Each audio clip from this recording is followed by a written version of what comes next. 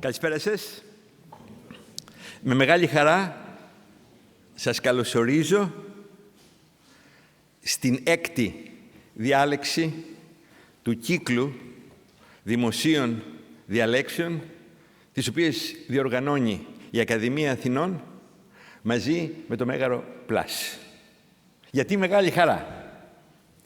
Πρώτον, είναι πάντα για μένα ιδιαίτερη χαρά και τιμή να προσφωνώ συναδέλφους, πόσο μάλλον τον εκλεκτό συνάδελφο, φίλο και πρώην πρόεδρο της Ελληνικής Δημοκρατίας, τον κύριο Παυλόπουλο.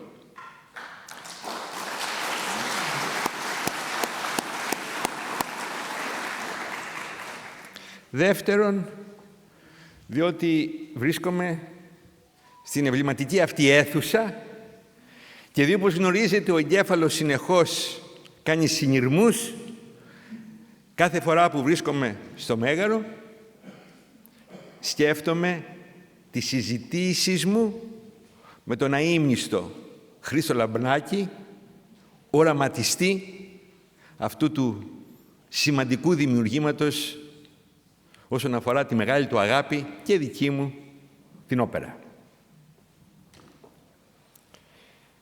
Αυτή η σειρά διαλέξεων αποτελεί πρωτοβουλία του Προέδρου της Ακαδημίας Αθηνών, κυρίου Διαμαντούρου, σε μια προσπάθεια εξωστρέφειας. Όπως είναι γνωστόν, η Ακαδημία Αθηνών στηρίζεται σε δύο πυλώνες. Ο ένας είναι η προσπάθεια για άμεση ή έμεση για έρευνα. Άμεση με το Ιατροβολογικό Κέντρο και τα 17 ερευνητικά κέντρα της Ακαδημίας Αθηνών, έμεση με το μεγάλο αριθμό υποτροφιών που κάθε χρόνο δίδει η Ακαδημία Αθηνών.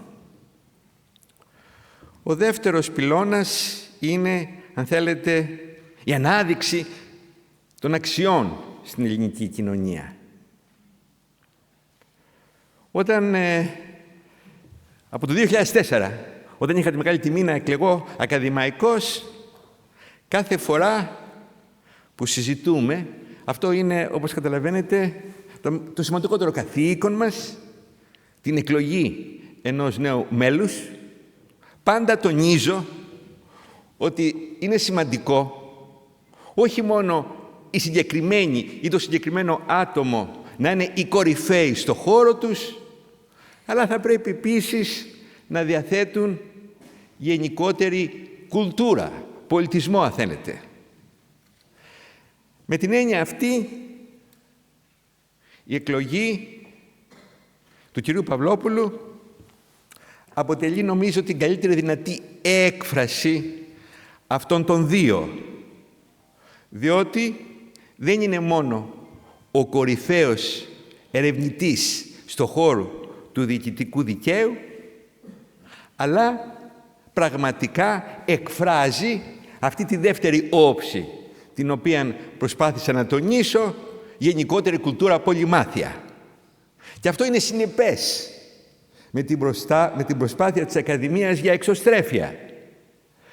Διότι νομίζω ότι παρόλο που αρκετοί συνάδελφοι παρεμβαίνουν, νομίζω ότι ίσως κανείς δεν έχει περισσότερες και σημαντικότερες παρεμβάσεις από τους συναδέλφους κύριο Κρημιζή και κύριο Παυλόπουλο. Μια γρήγορη αναφορά των τελευταίων του παρεμβάσεων αναφέρω θέματα όπως από την αναθεώρηση του συντάγματος μέχρι την ηρωική έξοδο του Μεσολογγίου, από την κατάπτωση της αντιπροσωπευτικής δημοκρατίας στις Ηνωμένες Πολιτείες σαν αποτέλεσμα της πολιτικής του Προέδρου Τραμπ μέχρι τον καθοριστικό ρόλο του Ιωάννη Καποδίστρια για τη σύσταση του ελληνικού κράτους, άρθρο από το οποίο έμαθα πολλά. Από την προσπάθεια να ξαναπάρουμε πίσω κλεμμένα χειρόγραφα από τους Βουλγάρους, από την Ιερά Μητρόπολη Ξάνθης, μέχρι την ικανότητα του ελληνικού λαού για αντίσταση. Μες στο πλαίσιο αυτό δεν δημιουργεί καμία έκπληξη ότι ο συνάδελφος ασχολήθηκε για πολλά χρόνια τώρα με το θέμα της τεχνικής νοημοσύνης. Σήμερα είχα την τιμή το πρωί να εκπροσωπήσω την Ακαδημία σε μια πραγματικά ποιοτική ημερίδα που αφορούσε την πυρηνική ενέργεια. Και αυτό θέμα πολύ σημαντικό και topical. Και εκεί ανέφερα το εξής. Είπα ότι μια σημαντική επιστημονική τεχνολογική ανακάλυψη δεν μετριέται μόνο από την επαναστατικότητά της, αν θέλετε, αλλά τελικά μετριέται από την προσφορά στην κοινωνία, από την προσφορά στον άνθρωπο. Με την έννοια αυτή, η πυρηνική, αυτή η μεγάλη εξέλιξη, κατανόηση, κοντομηχανική, στα υλικά, διάσπαση του ατόμου, αυτά τα πραγματικά απίστευτα επιτεύγματα είχαν θετικό ή αρνητικό αντίκτυπο στην κοινωνία μας. Για μένα το ερώτημα παραμένει ανοιχτό. Όταν ήμουν παιδάκι, ο κύριος φόβος μου ήταν μην καταστραφούμε. Μόνο, όπως ανέφερα σήμερα, αν πραγματικά γίνει κάτι στο οποίο έχω αναφερθεί επανειλημμένως, να χρησιμοποιηθεί η πυρηνική δύναμη για ενέργεια, μόνο τότε αυτή η εξίσωση θα έχει θετικό πρόσημο. Ανάλογα και με την τεχνική νοημοσύνη. Μια γρήγορη παρένθεση εδώ. Ο πιο έξυπνος άνθρωπος στον κόσμο ποτέ δεν θεωρείται ο Αϊνστάιν και τα λοιπά, αλλά θεωρείται ο Τζον Βον Νόιμαν. Ο Βον Νόιμαν έχει παίξει καθοριστικό ρόλο στο Manhattan Project και είχε πει τότε ότι αυτό το τέρας το οποίο φτιάχνουμε θα έχει πολύ μεγάλη επίδραση στην ιστορία, αν υπάρχει ιστορία, παρόλους τους κινδύνους. Έχουμε δεοντολογική υποχρέωση να προχωρήσουμε, γιατί αυτό μας επιβάλλει η τάση μας σαν μηχανικούς επιστήμονες κτλ. Διαφωνώ με αυτή την άποψη. Υποστηρίζω περισσότερο την άποψη του Ρόμπλαν, βραβείο Νόμπελ Ειρήνης το 2005, ο οποίος ακολουθώντας τον Ιπποκράτη είπε το σημαντικό είναι να μην κάνεις κακό.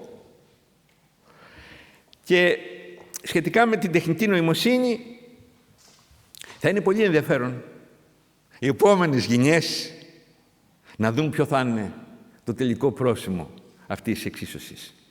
Θετικό ή αρνητικό. Η δική μου ανησυχία είναι αποτέλεσμα όχι το ότι η τεχνική νοημοσύνη θα ξεπεράσει την ανθρώπινη νόηση. Έχω γράψει και στο βιβλίο μου, έχω γράψει ένα άρθρο στο Proceedings of the National Academy, στο οποίο αναφέρω τους λόγους γιατί αυτό δεν μπορεί να γίνει. Τουλάχιστον, εκτός αν υπάρχει σχέση μεταξύ silicon και neuron.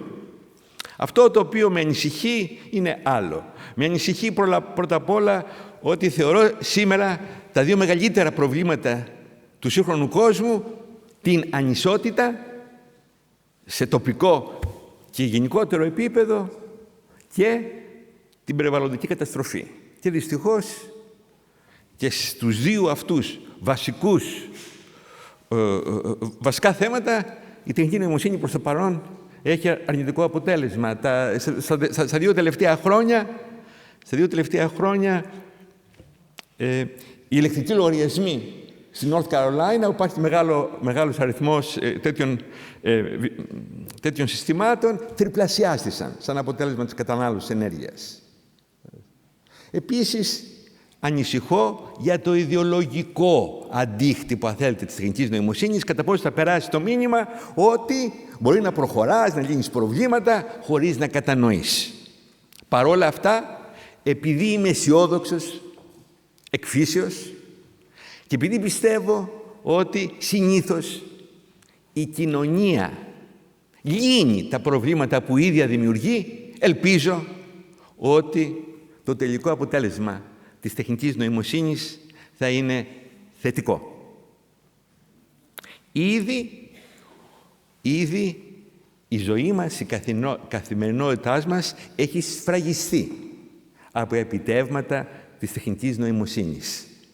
Θα αναφερθώ μόνο σε ένα, οι λεπτομέρειες του οποίου παρουσιάζονται σε ένα βιβλίο μου, το οποίο στα αγγλικά ονομάζεται The Embodied Body, The Embodied Mind, Unraveling Artificial Intelligence, Medicine, Physics. Θα μεταφραστεί στα ελληνικά σε λίγο με τον τίτλο «Ο ενσώματος εγκέφαλος, κατανοώντας την τεχνητή νοημοσύνη, ιατρική και φυσική». Εκεί παρουσιάζω τα μεγάλα ήδη επιτεύγματα σαν αποτέλεσμα της σχέσεως τεχνητής νοημοσύνης και νευροεπιστημών. Υπάρχουν ήδη πολλές συσκευές επαφής μεταξύ εγκεφάλου και ηλεκτρονικού υπολογιστή. Σαν αποτέλεσμα αυτού είναι δυνατόν να καταγραφεί η ενεργοποίηση εγκεφαλικών κυκλωμάτων, η οποία αντιστοιχεί σε συγκεκριμένες γνωστικές διεργασίες. Σαν αποτέλεσμα αυτού, είναι δυνατόν, χρησιμοποιώντας τεχνητή νοημοσύνη, να καταγράψουμε, να κατανοήσουμε αυτή τη διαδικασία, όταν παραδείγματος χάρη κάποιος σκέφτεται ότι θέλει να κουνήσει το χέρι του. Αυτό αργότερα μπορεί να χρησιμοποιηθεί για την κίνηση. Σαν αποτέλεσμα αυτού, δεν θα σας κουράσω με λεπτομέρειες, το 2003 επιτεύχθη το ακόλουθο. Ένας ασθενής για 12 χρόνια δεν μπορούσε να περπατήσει, τα πόδια του ήταν παράλυτα σαν αποτέλεσμα ατυχήματος. Έβαλαν ηλεκτρόδια στον εγκέφαλό του, κατέγραψαν την ενεργοποίηση που συμβαίνει όταν σκέφτεται ότι κινεί τα πόδια του, κατάφεραν να επεξεργαστούν αυτά τα σήματα με τη βοήθεια τεχνητής νοημοσύνης και κατόπιν να τα διοχετεύσουν σε ένα άλλο σύνολο ηλεκτροδίων τα οποία υπήρχαν στο νοτιό μυελό και μετά από 10 χρόνια ο Όσκαμ περπάτησε. Τελειώνοντας, 2 λόγια μόνο για το χώρο, για την περιοχή την οποία θα μας αναπτύξει ο συνάδελφος. Η τεχνητή νοημοσύνη, όπως είπαμε, επιδρά σε κάθε χώρο. Είναι γεγονός ότι μεγάλα δικηγορικά γραφεία πλέον χρησιμοποιούν τεχνητή νοημοσύνη για τη συλλογή, επεξεργασία και το καθεξής μεγάλο αριθμό δεδομένων. Στη Γερμανία υπάρχει και ένα πιλωτικό πρόγραμμα το οποίο προσπαθεί να δει κατά πόσο μπορεί να χρησιμοποιηθεί η τεχνητή νοημοσύνη συγκεκριμένα στο οικοδομικό δίκαιο. Η McKinsey λέει ότι σε αναπτυγμένες χώρες αυτό θα έχει σαν αποτέλεσμα 35% των βοηθών στα δικηγορικά να μην έχουν πλέον λόγο ύπαρξης. Τελειώνοντας, αναφέροντας μόνο ότι είναι πολύ ενδιαφέρον ότι αυτό το πρόβλημα της έλλειψης εργασίας σαν αποτέλεσμα τεχνητής νοημοσύνης, ένας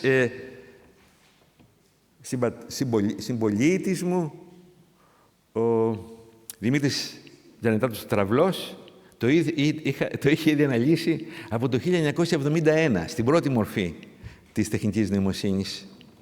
Και είχε γράψει ότι πραγματικά θα μπορούσε να βοηθήσει η τεχνητή νοημοσύνη σε διάφορα θέματα που αφορούν το δικηγορικό επάγγελμα, αλλά η δικαιοσύνη στηρίζεται σε αξίες. Κατά συνέπεια, δεν είναι δυνατόν η δικαιοσύνη να εκφραστεί από τα μαθηματικά. Είναι ένα θέμα για το οποίο ανυπομονώ να ακούσω την εμπεριστατωμένη ανάλυση του κυρίου Παυλόπουλου. Σας καλωσορίζω.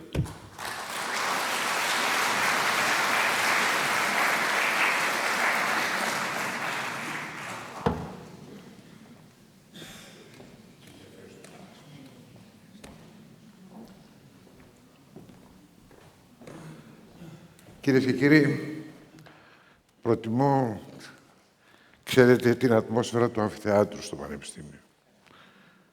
Τόσα χρόνια βρέθηκα εκεί και ένα πόντιουμ, ξέρετε, χωρίζει τους ανθρώπους από το ακροατήριό τους. Γι' αυτό επιτρέψτε μου να μιλήσω πάνω στη σκηνή, γιατί θεωρώ αυτή την επικοινωνία πιο ευθεία και πιο εύκολη μαζί σας. Αποφεύγω, αν εξαιρέσω τους εκπροσώπους της Εκκλησίας κατά το από Θεού άρξας, τη σεβασμιότατε, πανωσιολογιότατε, άλλες προσφωνήσεις, εκτός από τις τόσο προσφυλείς σε μένα, κυρίες και κύριοι συνάδελφοι, στην Ακαδημία και στον ακαδημαϊκό χώρο. Κάτι το οποίο μας δίνει τη δυνατότητα να ξέρουμε τα όρια μας, αλλά και το χώρο στον οποίο κινούμαστε.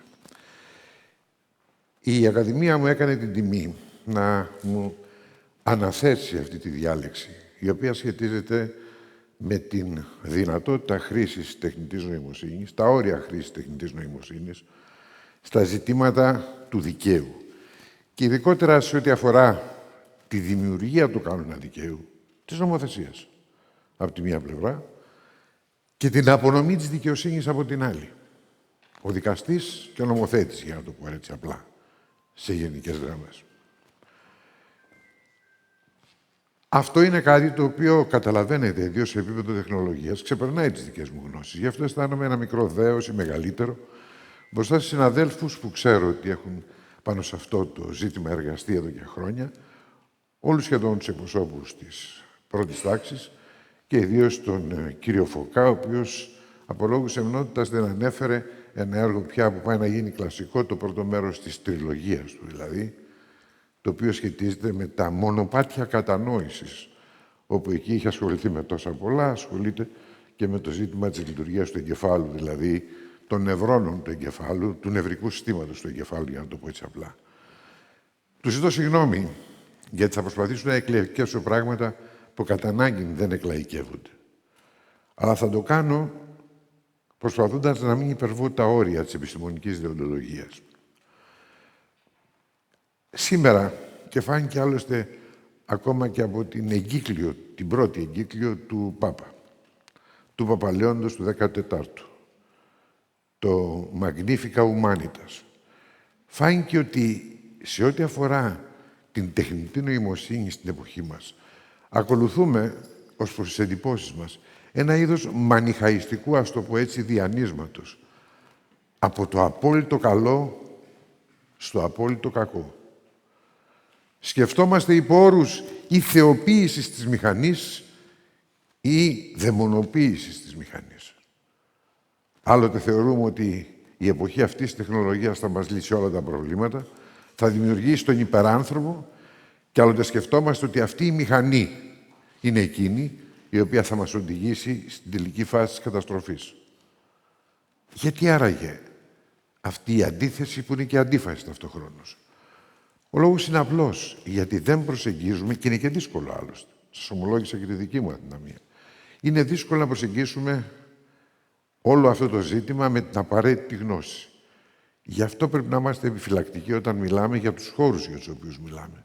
Γι' αυτό επέλεξα να σας μιλήσω για τα θέματα αυτά, για την νομική, που νομίζω ότι τα χρόνια που πέρασαν, παρόλο και εκεί πάντα βρίσκω τα κενά μου, πάντοτε όταν γράφω, αλλά θεωρώ ότι εκεί έχω τα λιγότερα που μου επιτρέπουν να καταλάβω ως πού μπορούμε να χρησιμοποιήσουμε την τεχνητή νοημοσύνη στα θέματα αυτά. Σας είπα λοιπόν ότι ακόμα ζούμε στην εποχή του μύθου της τεχνολογίας, στην εποχή της τέταρτης βιομηχανικής επανάστασης, λένε πολλοί. Δεν είναι η τέταρτη βιομηχανική επανάσταση. 3 βιομηχανικές επαναστάσεις είχαμε. Η τέταρτη είναι η τεχνολογική επανάσταση. Δεν αφορά τη βιομηχανία και την οικονομία. Τέμνει οριζόντια ολόκληρη την κοινωνία. Και ζούμε τη δεύτερη φάση της μετά την ψηφιακή εποχή, στην εποχή της τεχνητής νοημοσύνης. Θα δείτε από 2 παραδείγματα που θα φέρω πώς Τα τελευταία χρόνια, δεκαετίες, ζούμε την εποχή αυτού του μύθου, της μυθοποίησης, είτε του καλού είτε του κακού. Φοιτητικά μου χρόνια θυμάμαι, 1968. Στις οθόνες τότε, πρωτοετής φοιτητής, έβλεπα την ταινία του Stanley Kubrick σε σενάριο Arthur Clarke, η Οδύσσεια του Διαστήματος. Ίσως η ωραιότερη ταινία επιστημονικής φαντασίας μέχρι σήμερα. Τι ήταν στην ταινία αυτή το βασικό? Ήτανε ένας ηλεκτρονικός υπολογιστής. Θα λέγαμε με τα σημερινά δεδομένα, Θανάση μου, θα λέγαμε ότι αυτό είναι ένα μεγάλο γλωσσικό μοντέλο περισσότερο, όχι τόσο νευρονικό μοντέλο, ένα δίκτυο μάλλον, ένα μεγάλο γλωσσικό δίκτυο. Ο Χαλ είναι ο υπολογιστής, ο οποίος ελέγχει όλο το διαστημόπλιο. Γιατί πρόκειται για ένα διαστημόπλιο το οποίο περνάει πολύ το ηλιακό σύστημα. Αυτό το διαστημόπλιο, λοιπόν, έχει έναν υπολογιστή, ο οποίος είναι υπερυπολογιστής. Θα λέγαμε με τα σημερινά δεδομένα ότι είναι κάτι που είναι μεταξύ τεχνητής νοημοσύνης και τεχνητής συνείδησης, κατασκευασμένος, υποτίθεται, όχι μόνο να ελέγχει το διαστημόπλιο και τα προβλήματά του, αλλά να μπορεί να επικοινωνεί με όλα τα μέλη του διαστημοπλίου, τους αστροναύτες, και επιπλέον να καταλαβαίνει τη φωνή από τα χείλη τους και επιπλέον να έχει και συναισθηματικό δεσμό μεταξύ τους. Υπέρβαση τεχνητής προς τη συναισθηματική νοημοσύνη. Κάνει ένα λάθος σε ό,τι αφορά την επισκευή μιας παραβολικής κεραίας. Ήταν παραβολική κεραία του διαστημοπλίου, κάνει λάθος στην επισκευή και βγαίνουν έξω οι αστροναύτες για να μπορέσουν να κάνουν την διόρθωση. Αλλά καταλαβαίνει ο Χαλ, από τα αρχικά HAL, καταλαβαίνει ότι οι αστροναύτες, όχι τόσο από την ομιλία, πώς να καταλάβει απ' έξω που ήτανε, όσο από την συναισθηματική νοημοσύνη, επειδή έκανε αυτό το λάθος, είναι επικίνδυνος ο Χαλ. Πρέπει να καταστραφεί.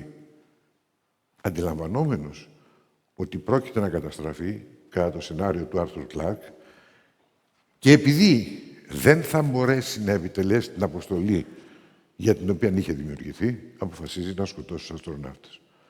Αυτό είναι ένα μικρό κομμάτι της Οδύσσειας του Διαστήματος.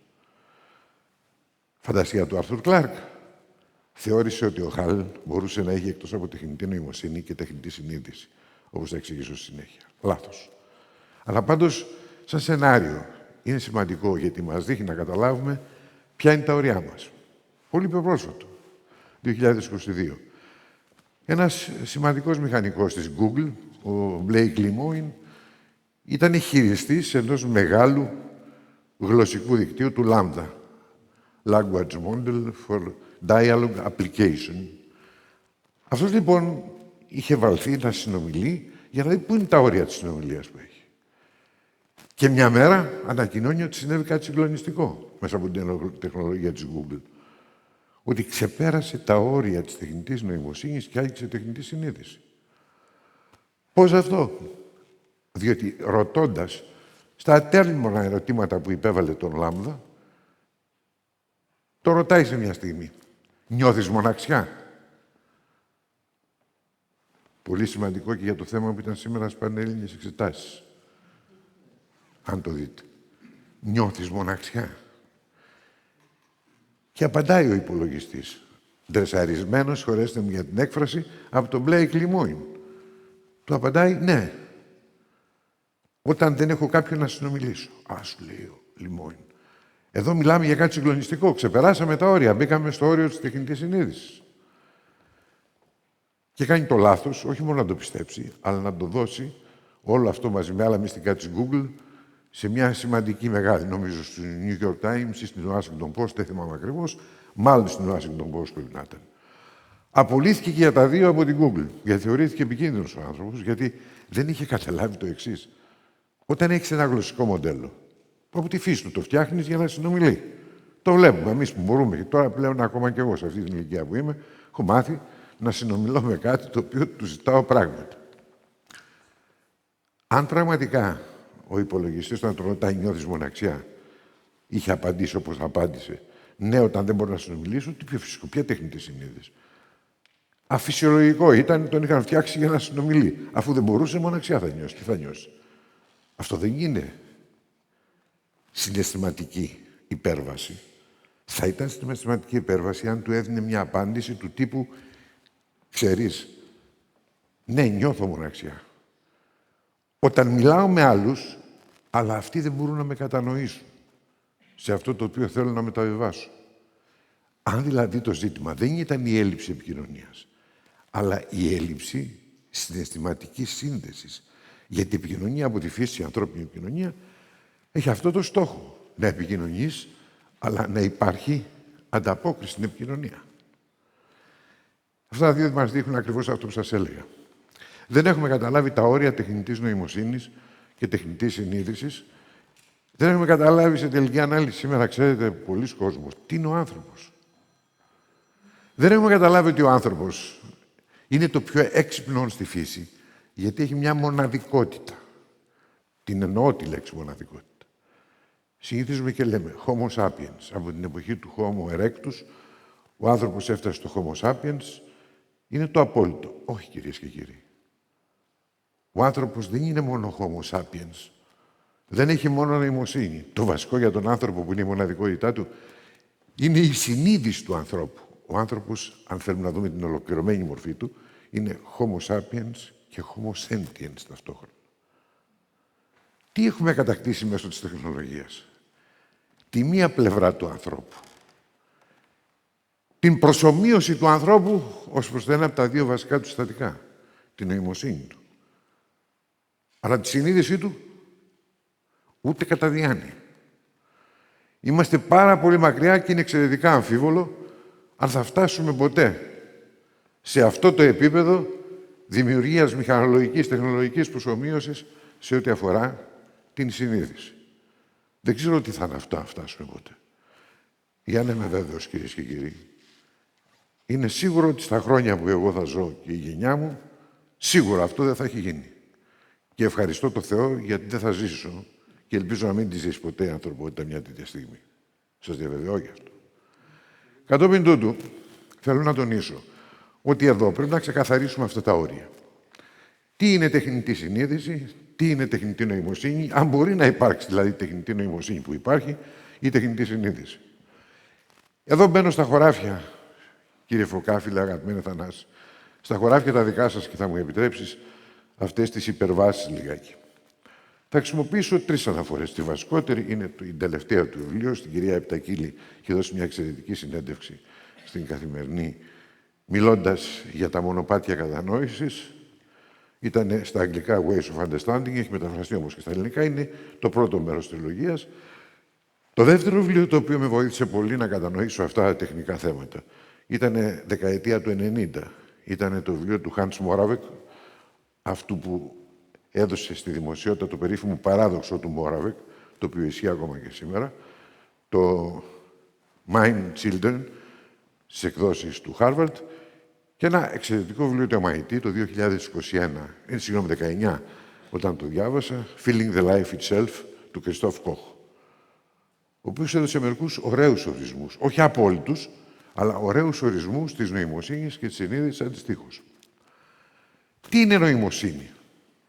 Για να δούμε αν μπορεί να δημιουργηθεί. Νοημοσύνη, πάω απλά και το λέω, είναι ένα δυναμικό σύνολο γνωστικών δυνατοτήτων, το οποίο επιτρέπει στον άνθρωπο να κάνει 3 διεργασίες. Να μαθαίνει, να κατανοεί και να δημιουργεί μέσα αυτού θέσεις, απόψεις και αντιλήψεις. Μαθαίνω, το βλέπετε σήμερα στον υπολογιστή, μέσα από το διαδίκτυο. Κατανοώ και μέσω αυτού σχηματίζω θέσεις, λέω αυτή είναι η θέση μου στο συγκεκριμένο επιστημονικό θέμα. Απόψεις, τη θέση την κάνω και άποψη και αντιλήψεις εν τέλει που φτάνουν μέχρι την ιδεολογία. Αυτή είναι η νοημοσύνη. Η νοημοσύνη αυτή μπορεί να γίνει τεχνητή. Γιατί? Στην εποχή που ζούμε, της τεχνολογίας και της τεχνολογικής επανάστασης, έχουμε τη δυνατότητα μέσα από την αλγοριθμική λογική, μέσα από την αλγοριθμική δημιουργία, έχουμε τη δυνατότητα να προγραμματίσουμε μέσω αλγορίθμων τη μηχανή, για να το πω έτσι, ώστε η μηχανή να μας δώσει εκείνη.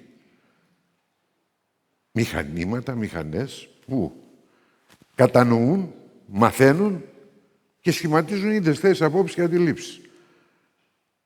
Όσοι είμαστε στον χώρο των θεωρητικών επιστημών, καταλαβαίνουμε τι σημαίνει αυτό και ποιος είναι και ο μεγάλος κίνδυνος. Ο μεγάλος κίνδυνος, κυρίες και κύριοι, είναι ιδίως στον χώρο των θεωρητικών επιστημών για τις θετικές επιστήμες. Παραγωγική απόδειξη και όλα αυτά δεν σου επιτρέπουν χωρίς απόδειξη να βάλεις έναν ηλεκτρονικό υπολογιστή, ταυτόχρονα να βάλεις δηλαδή σε ένα on τεχνητής νοημοσύνης, να του βάλεις τη δυνατότητα να σου λύσει προβλήματα Lindelof ή δεν ξέρω τι άλλο, Θανάση μου. Αλλιώς θα είσαστε ευτυχείς γιατί θα είχατε λύσει και δεν θα παιδευόσαστε μερόνυχτα. Αντιθέτως, στον χώρο των ανθρωπιστικών επιστημών, και είναι πολλοί συνάδελφοι που είμαστε εδώ μαζί, μεταξύ των οποίων και εκείνοι είμαστε νομικοί, το ζήτημα είναι τεράστιο. Το αντιμετωπίζουμε ακόμα και στο Πανεπιστήμιο, με διατριβές που δημιουργούνται από τεχνητή νοημοσύνη και δεν μπορούμε να καταλάβουμε, καταλαβαίνουμε μόνο αν τις ελέγξουμε κατά βάθος, γιατί διαλεγούνται τερατώδη πράγματα μέσα σε αυτό. Εκεί τι γίνεται. Ναι, τεχνητή νοημοσύνη μπορεί να υπάρξει. Τεχνητή νοημοσύνη, η οποία φτάνει και εκείνη να δημιουργήσει θέσεις, απόψεις και αντιλήψεις. Που στο μεν χώρο των θετικών επιστημών είναι εύκολο η απόδειξη της επιλάθευσης, για να χρησιμοποιήσω τον σωστότερο κατά τη γνώμη μου όρο. Αν είναι σωστή ή όχι μια θεώρηση. Έλα όμως, το οποίο δεν μπορεί να συμβεί απόλυτα ή θέλει πολύ προσοχή στον χώρο των ανθρωπιστικών επιστημών, όπου χρειάζεται ιδίως εμείς στον χώρο του Πανεπιστημίου ή και της Ακαδημίας ακόμα, όταν μας στέλνουν μελέτες, να κάνουμε έναν έλεγχο να δούμε τι είναι αυτό. Μήπως είναι δημιούργημα τεχνητής νοημοσύνης. Εκεί είναι η τεχνητή νοημοσύνη και ιδίως στην εποχή του κβαντικού υπολογιστή, που δεν ξέρουμε ακόμα τα αριά του. Οφείλω να σας πω από τώρα ότι μην θεοποιούμε και τον κβαντικό υπολογιστή, ούτε αυτό θα μας οδηγήσει στην τεχνητή συνείδηση. Απλά οι δυνατότητες του είναι τεράστιες και ακόμη δεν τις έχουμε κατανοήσει σε δύο επίπεδα. Στο επίπεδο δηλαδή του όγκου της πληροφορίας που χρησιμοποιείται και στην ταχύτητα. Τεράστιες ταχύτητες δηλαδή. Αλλά ως εκεί. Για να δούμε λοιπόν όμως, συνείδηση μπορεί να γίνει το ίδιο. Για ποιο λόγο είπα από την αρχή ότι όχι, τεχνητή συνείδηση δεν μπορεί να υπάρξει.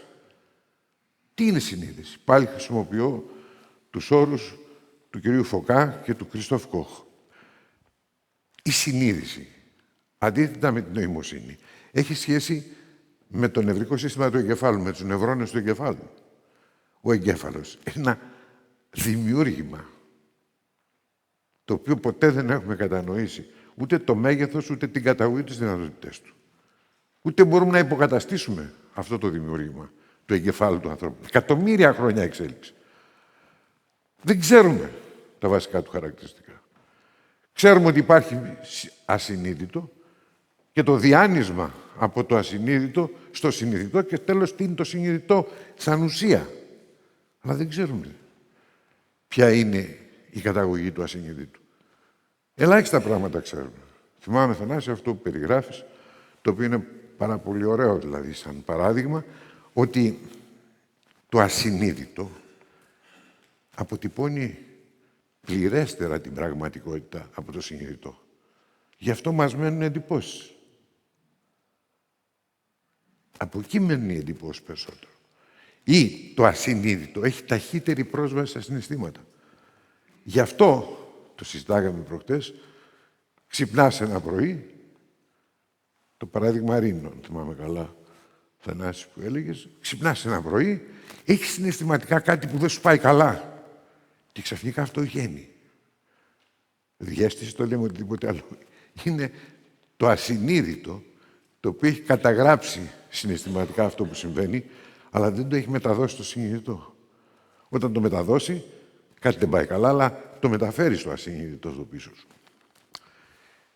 Έτσι λοιπόν, φτάνουμε στο σημείο να καταλήγουμε σε μια απλή αλήθεια που δεν γίνεται κατανοητή πολλές φορές. Ενώ στην νοημοσύνη έχουμε την δυνατότητα μέσω αλγορίθμων να προγραμματίσουμε ένα μηχάνημα. Να το πω έτσι απλά. Το προγραμματίσουμε και να του πούμε είσαι φτιαγμένο για αυτό, δώσε μου τα τάδε αποτελέσματα. Στηθεί συνείδηση για να φτιάξουμε έναν τεχνητό άνθρωπο, ο σύνθετον, Homo sapiens και Homo sentiens.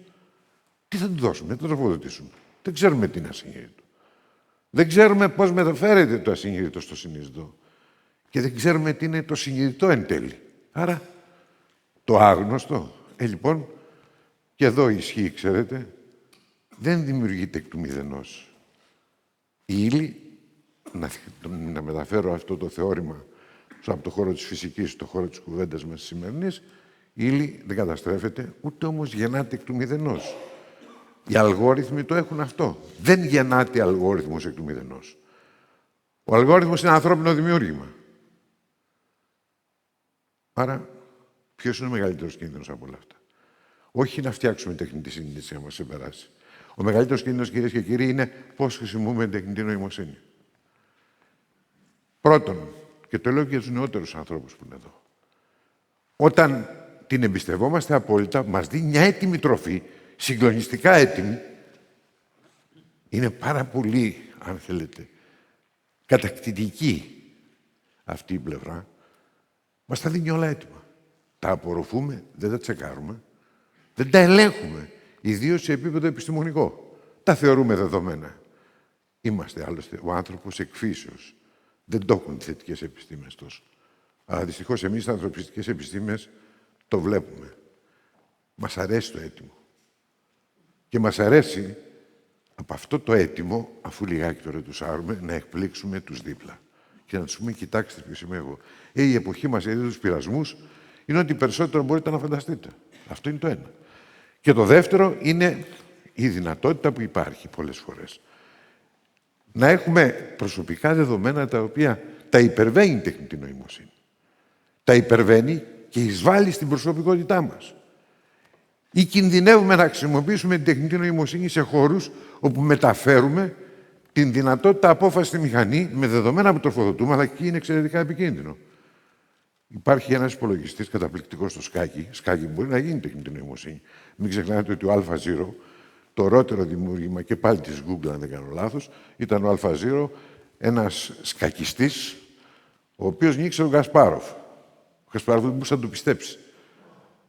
Γιατί τον νίκησε. Οι κινήσεις που έκανε ήταν τόσο απρόβλεπτες, θυσίαζε μια βασίλισσα χωρίς να καταλάβει ο άλλος γιατί το κάνει. Αυτός μπορούσε να έχει ένα σύστημα που θυσίαζε ένα πιόνι. Αυτό θυσίαζε μια βασίλισσα. Αλλά ήταν τέτοιος εφηνδιασμός του αντιπάλου, γιατί στο Σκάκι παίζει με χρόνους, ξέρετε, ώστε στην πραγματικότητα δεν μπόρεσε να αντιδράσει. Και εκεί καταλήγεις είτε στην ισοπολία, είτε πάτη, είτε μάτ.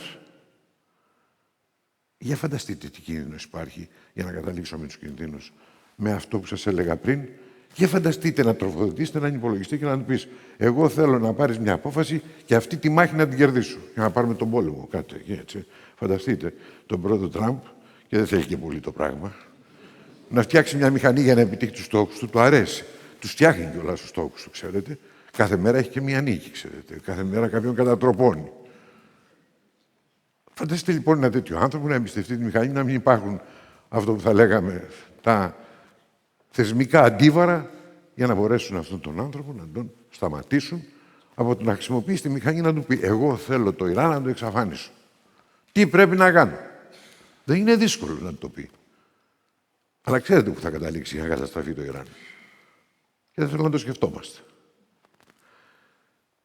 Σας κούρασα. Θεώρησα αυτή την εισαγωγή σημαντική, γιατί ήταν και ένα είδος άσκησης δικής μου. Ανάμεσα στους συναδέλφους μου. Με απλές λέξεις τα έχω καταλάβει καλά, για να μπορώ να τα μεταδώσω. Σας παρακαλώ πολύ, μην το εκλάβετε από την πλευρά μου, ότι κάτι τέτοιο είναι ένα είδος, αν θέλετε, προσπάθειας εντυπωσιασμού. Κάθε άλλο. Την αμαρτία μου εγώ γιγνώσκω και η αμαρτία μου έστειλε διαπαντός ότι αφορά την άγνοια, η οποία διακρίνει ή πρέπει να διακρίνει τον άνθρωπο. Τα όρια της γνώσης που ποτέ δεν πρέπει να είναι σίγουρος για κάτι. Αυτό που σας είπα δείχνει ότι επειδή δεν μπορούμε να έχουμε τεχνητή νοημοσύνη, έχουμε τεχνητή νοημοσύνη, δεν μπορούμε να έχουμε τεχνητή συνείδηση, δεν μπορούμε να υποκαταστήσουμε δύο βασικές λειτουργίες στον χώρο της αντιπροσωπευτικής δημοκρατίας, όπως είναι ο νομοθέτης και όπως είναι ο δικαστής. Γιατί? Τι είναι η αντιπροσωπευτική δημοκρατία? Και τώρα έρχομαι στα πιο οικεία μου παιδεία.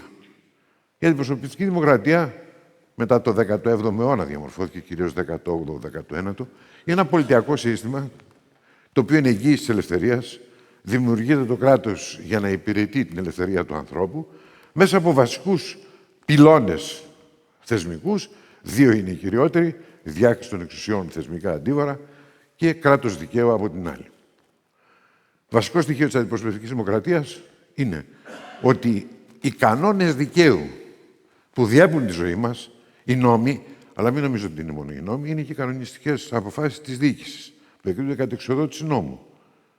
Και αυτές είναι κανονιστικές πράξεις, είναι νόμοι, τυπικά. Μάλλον ουσιαστικά τυπικά δεν είναι. Αλλά έχουμε λοιπόν τον νομοθέτη από τη μία πλευρά και έχουμε και τον δικαστή. Και οι δύο έχουν ένα βασικό χαρακτηριστικό. Σε μια αντιπροσωπευτική δημοκρατία από τη φύση της, πρέπει να υπάρχει η αντίστοιχη δημοκρατική νομιμοποίηση του νομοθέτη και του δικαστή. Του νομοθέτη, γιατί ο κανόνας δικαίου πρέπει να είναι αποτέλεσμα της συλλογικής βούλης αντιπροσωπευτικών οργάνων, είτε σε κοινοβουλευτικό, είτε ακόμα και σε προεδρικό σύστημα, έτσι, όπως στις Ηνωμένες Πολιτείες. Και εκεί ακόμα υπάρχουν αποφάσεις που μόνο με νόμο μπορούν να γίνουν. Δεν γίνονται όλα με διατάγματα και πολύ περισσότερο στο κοινοβουλευτικό σύστημα, όπου η χρησιμοποίηση των διαταγμάτων είναι πολύ πιο σπάνια. Άρα χρειάζεται ο νόμος να έχει δημοκρατική νομιμοποίηση, να προέρχεται από σώματα αντιπροσωπευτικά. Αλλιώς δεν υπάρχει δημοκρατία. Και αν δεν υπάρχει δημοκρατία, γιατί συζητάμε? Αν μιλάμε για ένα καθεστώς δημιουργίας νόμων με τεχνητή νοημοσύνη, το οποίο όμως στην πραγματικότητα υπερβαίνει τον άνθρωπο και κατά τούτο μέσω προγραμματισμού το κάνουν, τότε από εκεί και πέρα, με συγχωρείτε πάρα πολύ, θα είχαμε το Χίτλερ στην σύγχρονη εκδοχή του. Και επειδή εμείς το λέμε εδώ, αλλά καλό είναι να μην μπαίνουν στο μυαλό διαφόρων ιδέες σχετικά με το τι μπορεί να κάνει ο υπολογιστής, με το να φτιάχνει διατάγματα, τα οποία μπορεί να τους τα δίνει, να τα φτιάχνουν και μετά να τα επιδεικνύει και να λέει στους άλλους πόσους δασμούς, παραδείγματος χάρη, επέβαλε στα κράτη του κόσμου, τη μία μέρα βάζοντάς τα, την άλλη μέρα βγάζοντάς τα, σε έναν κόσμο ο οποίος δεν ξέρει τον κίνδυνο ο οποίος εκπορεύεται από όλα αυτά. Άρα λοιπόν ο νόμος δεν μπορεί να είναι προϊόν τεχνητής νοημοσύνης, γιατί είναι θέμα τεχνητής συνείδησης. Το να πάρει ο νομοθέτης τα πραγματικά περιστατικά μέσα από δημοκρατικές διαδικασίες, να φτιάξει ένα κανόνα δικαίου για να ισχύει ο κανόνας δικαίου. Σκεφτείτε, για να πάρεις ένα κανόνα δικαίου πρέπει να έχεις πραγματικά περιστατικά. Πρέπει να ξέρεις να χρησιμοποιείς αόριστες είτε νομικές είτε αξιολογικές έννοιες. Και πρέπει τα πραγματικά περιστατικά να καταλάβεις ότι τρέχουν με ταχύτητα σύλληπτη. Σήμερα το δράμα των νομικών είναι όταν πάνε να εφαρμόσουμε ένα νόμο, μετά από 8-10 μήνες και πολύ περισσότερο κάνα 2 χρόνια, τα πραγματικά δεδομένα που τον γέννησαν έχουν ξεπεραστεί. Και αναγκάζει τη ερμηνεία να δημιουργήσει όλες αυτές τις δυνατότητες παραγωγής, οι οποίες επιτρέπουν στην αναζωογόνηση αυτού του κανόνα δικαίου. Έχει λοιπόν ο κανόνας από τη μία πλευρά τη δημοκρατική νομιμοποίηση και από την άλλη έχει τη δυνατότητα της επικαιροποίησής του. Αυτό προϋποθέτει όμως συνείδηση. Προϋποθέτει άνθρωπο, για να το πω έτσι απλά, για να το φτιάξει με συνείδηση. Δεν μπορεί να γίνει αυτό μέσα από την τεχνητή νοημοσύνη απλώς και μόνο. Χρειάζεται συνείδηση. Και για να μπορέσει ο νόμος να υπάρξει ως κανόνας δικαίου γενικής και απρόσωπης εφαρμογής και για να έχει την απαραίτητη δημοκρατική νομιμοποίηση. Πάμε στο δικαστή. Εκεί φαίνονται τα πράγματα, ξέρετε, λίγο πιο απλά. Σου λέει τι κάνει ο δικαστής. Έχει ένα νόμο, τον νόμο αυτό τον εφαρμόζει και βγάζει τα πραγματικά συμπεράσματα και τα νομικά συμπεράσματα και λέει αυτή η πράξη είναι έγκυρη ή άκυρη ή αυτός είναι ένοχος ή αθώος. Τι κάνει στη τελική ανάλυση? Τι κάνει? Για να το πάρουμε κάτω να δούμε. Ο δικαστής, οποιοδήποτε δικαστής, άσχετα από τη φύση της δικαιοσύνης κάθε φορά, ο δικαστής, πριν απ' όλα, έχει μια πραγματικότητα μπροστά του. Πραγματικότητα λέει, το διοικητικό όργανο αυτό έβγαλε αυτή τη διοικητική πράξη. Είναι νόμιμη ή όχι? Έχει μια σύμβαση μεταξύ ιδιωτών, ένα συμβόλαιο. Οφείλει το α ή το β ο ένας τον άλλο, ή πολύ περισσότερο στο ποινικό δίκαιο. Είναι ένοχος αυτός με βάση αυτά τα πραγματικά περιστατικά? Για να χρησιμοποιήσω ένα παράδειγμα που σας είναι οικείο και μας τρώει σε επίπεδο, με τον τρόπο τρώει στο κράτος δικαίου. Γίνανε αυτά που γίνανε με τις υποκλοπές. Δεν φταίει κανένας. Δηλαδή, με τη ρίση απλώς και μόνο ότι ξέρετε, οι υποκλοπές γίνανε, νομίμως έγιναν, δεν χρειάζεται να ξέρουν εδώ οι άνθρωποι για τους οποίους είπαν οι ίδιοι μετά ότι οι υπεύθυνοι, ξέρετε, δεν κάνανε και τίποτα, γι' αυτό και δεν προχωρήσαμε. Έχει καλά. Δεν πρέπει να ξέρουν αυτοί οι άνθρωποι σε τελική ανάλυση γιατί τους παρακολουθούσαν. Μου θυμίζει την ταινία «Η ζωή των άλλων». Φαντάζομαι θα τη θυμόσαστε. Ή κάτι από Κάφκα. Τη δίκη του Κάφκα ιδίως ή και στη Μεταμόρφωση. Άρα λοιπόν εδώ ο δικαστής δεν κάνει μια απλή δουλειά. Ο δικαστής πριν απ' όλα όταν έρχεται να δικάσει επιλέγει τον κανόνα δικαίου τον οποίο θα εφαρμόσει. Γιατί καλείται να δικάσει, αλλά πριν απ' όλα λέει εδώ για να δικάσω αυτά τα πραγματικά περιστατικά Ποιο κανόνα θα εφαρμόσω? Η επιλογή του κανόνα δικαίου. Αν η επιλογή του κανόνα δικαίου δεν είναι κάτι το οποίο είναι απλό, προϋποθέτει όχι μόνο νοημοσύνη, προϋποθέτει και συνείδηση η επιλογή αυτή. Πολύ περισσότερο, ως προς τη μείζωνα πρόταση του συλλογισμού, του συλλογισμού προϋποτίθεται ότι εκτός από την επιλογή του κανόνα δικαίου είναι και η ερμηνεία του. Απευθύνομαι σε δικαστές ή νομικούς που είναι εδώ και ρωτώ το εξής. Η ερμηνεία είναι τόσο απλό πράγμα, ας πάρουμε το Σύνταγμα. Η ερμηνεία του Συντάγματος θεωρείται είναι τόσο απλό που μπορείς να βάλεις έναν υπολογιστή και να του πεις βάζω αυτά τα πραγματικά δεδομένα, έχουμε αυτόν τον κανόνα, ποια είναι η ερμηνεία του? Θα σου δώσει μια ερμηνεία, αλλά θα σου δώσει την ερμηνεία εκείνου ο οποίος έκανε το πρόγραμμα με βάση το οποίο του ζητάς την ερμηνεία. Μεταξύ τόσων ερμηνειών, που η ερμηνεία δεν είναι μία. Είναι ιστορική, είναι τελεολογική, είναι συστηματική, είναι ιστορική. Εκεί, ανάμεσα σε τόσες επιλογές, άρα λοιπόν η μείζων πρόταση του συλλογισμού δεν προϋποθέτει μόνο γνώση του κανόνα δικαίου μεταξύ πολλών, αλλά η επιλογή του και η ερμηνεία του προϋποθέτει υπέρβαση μέσα από αόριστες έννοιες, νομικές ή αξιολογικές έννοιες, η οποία προϋποθέτει συνείδηση. Στην υπαγωγή, ακόμα περισσότερο. Στην υπαγωγή θα πάρεις τα πραγματικά περιστατικά σε οπουδήποτε κλάδο της δικαιοσύνης για να κάνεις την υπαγωγή και να βγάλεις το συμπέρασμα. Μα η υπαγωγή κατεξοχήν, μέσα από την ερμηνεία που έχεις κάνει, προϋποθέτει νομικό ή αξιολογικό χαρακτηρισμό. Πάρτε οτιδήποτε. Πώς μπορεί να το κάνει ένας υπολογιστής? Θεωρητικά μπορεί. Αλλά θα κάνει εκείνο το οποίο ο υπολογιστής θα έχει δεχτεί αλγοριθμικά από αυτόν που θα το δημιουργήσει. Αλλά και εδώ ο δικαστής, γιατί ξεχνάμε ότι ο δικαστής είναι και ο ίδιος όργανο του κράτους που χρειάζεται δημοκρατική νομιμοποίηση, και αυτή είναι η δυνατότητα την οποία έχει έστω και έμεση δημοκρατική νομιμοποίηση, και κυρίως έχει δύο βασικά χαρακτηριστικά, χωρίς τα οποία δεν νοείται αντιπροσωπευτική δημοκρατία, με βάση την αρχή της διάκρισης των εξουσιών. Ο δικαστής έχει το χαρακτηριστικό από τη μία πλευρά της προσωπικής και από την άλλη ιδίως της λειτουργικής ανεξαρτησίας. Τα βασικά του χαρακτηριστικά.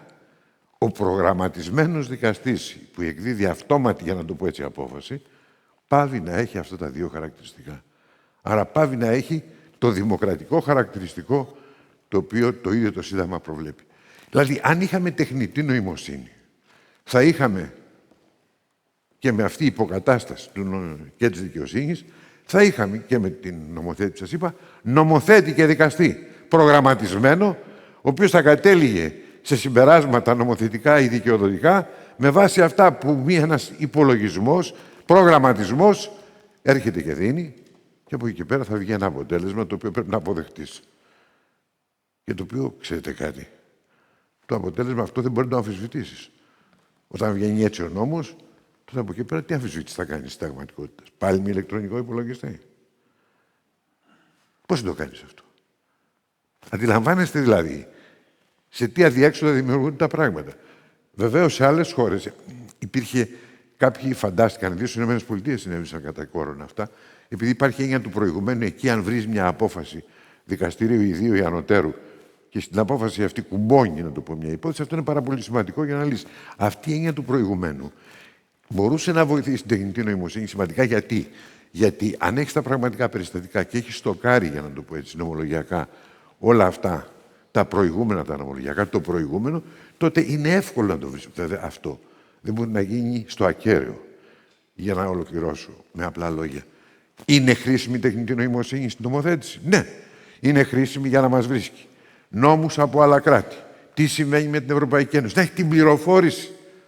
Ιδίως όταν έχεις να κάνεις με νόμους με τεχνικό περιεχόμενο, τότε από εκεί και πέρα έχεις τεράστιες δυνατότητες με τη χρήση τεχνητής νοημοσύνης. Στο διεθνές δίκαιο, ιδίως δε σήμερα, και ιδίως στο δίκαιο της θάλασσας, η επιρροή της τεχνητής νοημοσύνης στο να μπορέσεις ακριβώς στο επίπεδο της νομοθέτησης να καταλάβεις πολύ τεχνικές έννοιες πια που υπάρχουν, ιδίως σε ό,τι αφορά την έρευνα την υποθαλάσσια και σε ό,τι αφορά υφαλοκρηπίδα και ΑΟΣ, αυτό είναι πολύ σημαντικό, αλλά είναι δευτερευόντως. Είναι δευτερογενής αυτή η επιρροή. Το ίδιο πράγμα και στη δικαιοσύνη. Στη δικαιοσύνη, ξέρετε, η τεχνητή νοημοσύνη τεράστια βοήθεια μπορεί να παράσχει στην οργάνωση των δικαστηρίων. Στην ομολογία του δικαστή. Να ξέρει ο δικαστής, γιατί έχει πολύ μεγάλη σημασία η νομολογία που υπάρχει προηγουμένως, τι νομολογία έχει πίσω του. Ιδίως στα δικαστήρια, ιδίως στο Συμβούλιο Επικρατείας, το οποίο έχει κάνει η διοικητική δικαιοσύνη, έχει κάνει θαύματα σε αυτό. Και μας βοηθάει και εμάς γιατί έχουμε πρόσβαση και ξέρουμε την ομολογία πόσο σημαντική είναι. Χωρίς τεχνητή νοημοσύνη αυτό θα ήταν αδιανόητο. Όπως επίσης, μην ξεχνάτε, αυτό μπορεί να βοηθήσει πολύ σε ό,τι αφορά την απόδειξη, την απονομή της δικαιοσύνης. Όπου έχουμε τεχνικά θέματα και έχουμε πραγματογνωμοσύνες, δεν μπορείτε να φανταστείτε η τεχνητή νοημοσύνη πόσο βοηθάει. Το θέμα των τεμπών. Είδατε την πραγματογνωμοσύνη που δημιουργήθηκε. Ξέρετε πόσο βοηθάει η τεχνητή νοημοσύνη στο να δούμε από τι προέκυψε αυτό. Πώς προέκυψε αυτό το νέφος το οποίο προέκυψε εκεί πέρα. Όλα αυτά η τεχνητή νοημοσύνη μπορεί να τα βοηθήσει.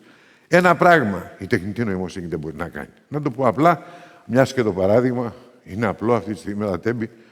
Δεν μπορεί και τον ταπεινό ακόμα δικαστή, για να το πω. Ταπεινό, καταλαβαίνετε πώς το λέω. Τον ταπεινό δικαστή στη Λάρισα, που απονέμει δικαιοσύνη και ελπίζω να την κάνει καλά τη δουλειά του, αυτόν καμιά μηχανή δεν μπορεί να την υποκαταστήσει. Και ευτυχώς. Τόσο απλή είναι η αλήθεια, κυρίες και κύριοι.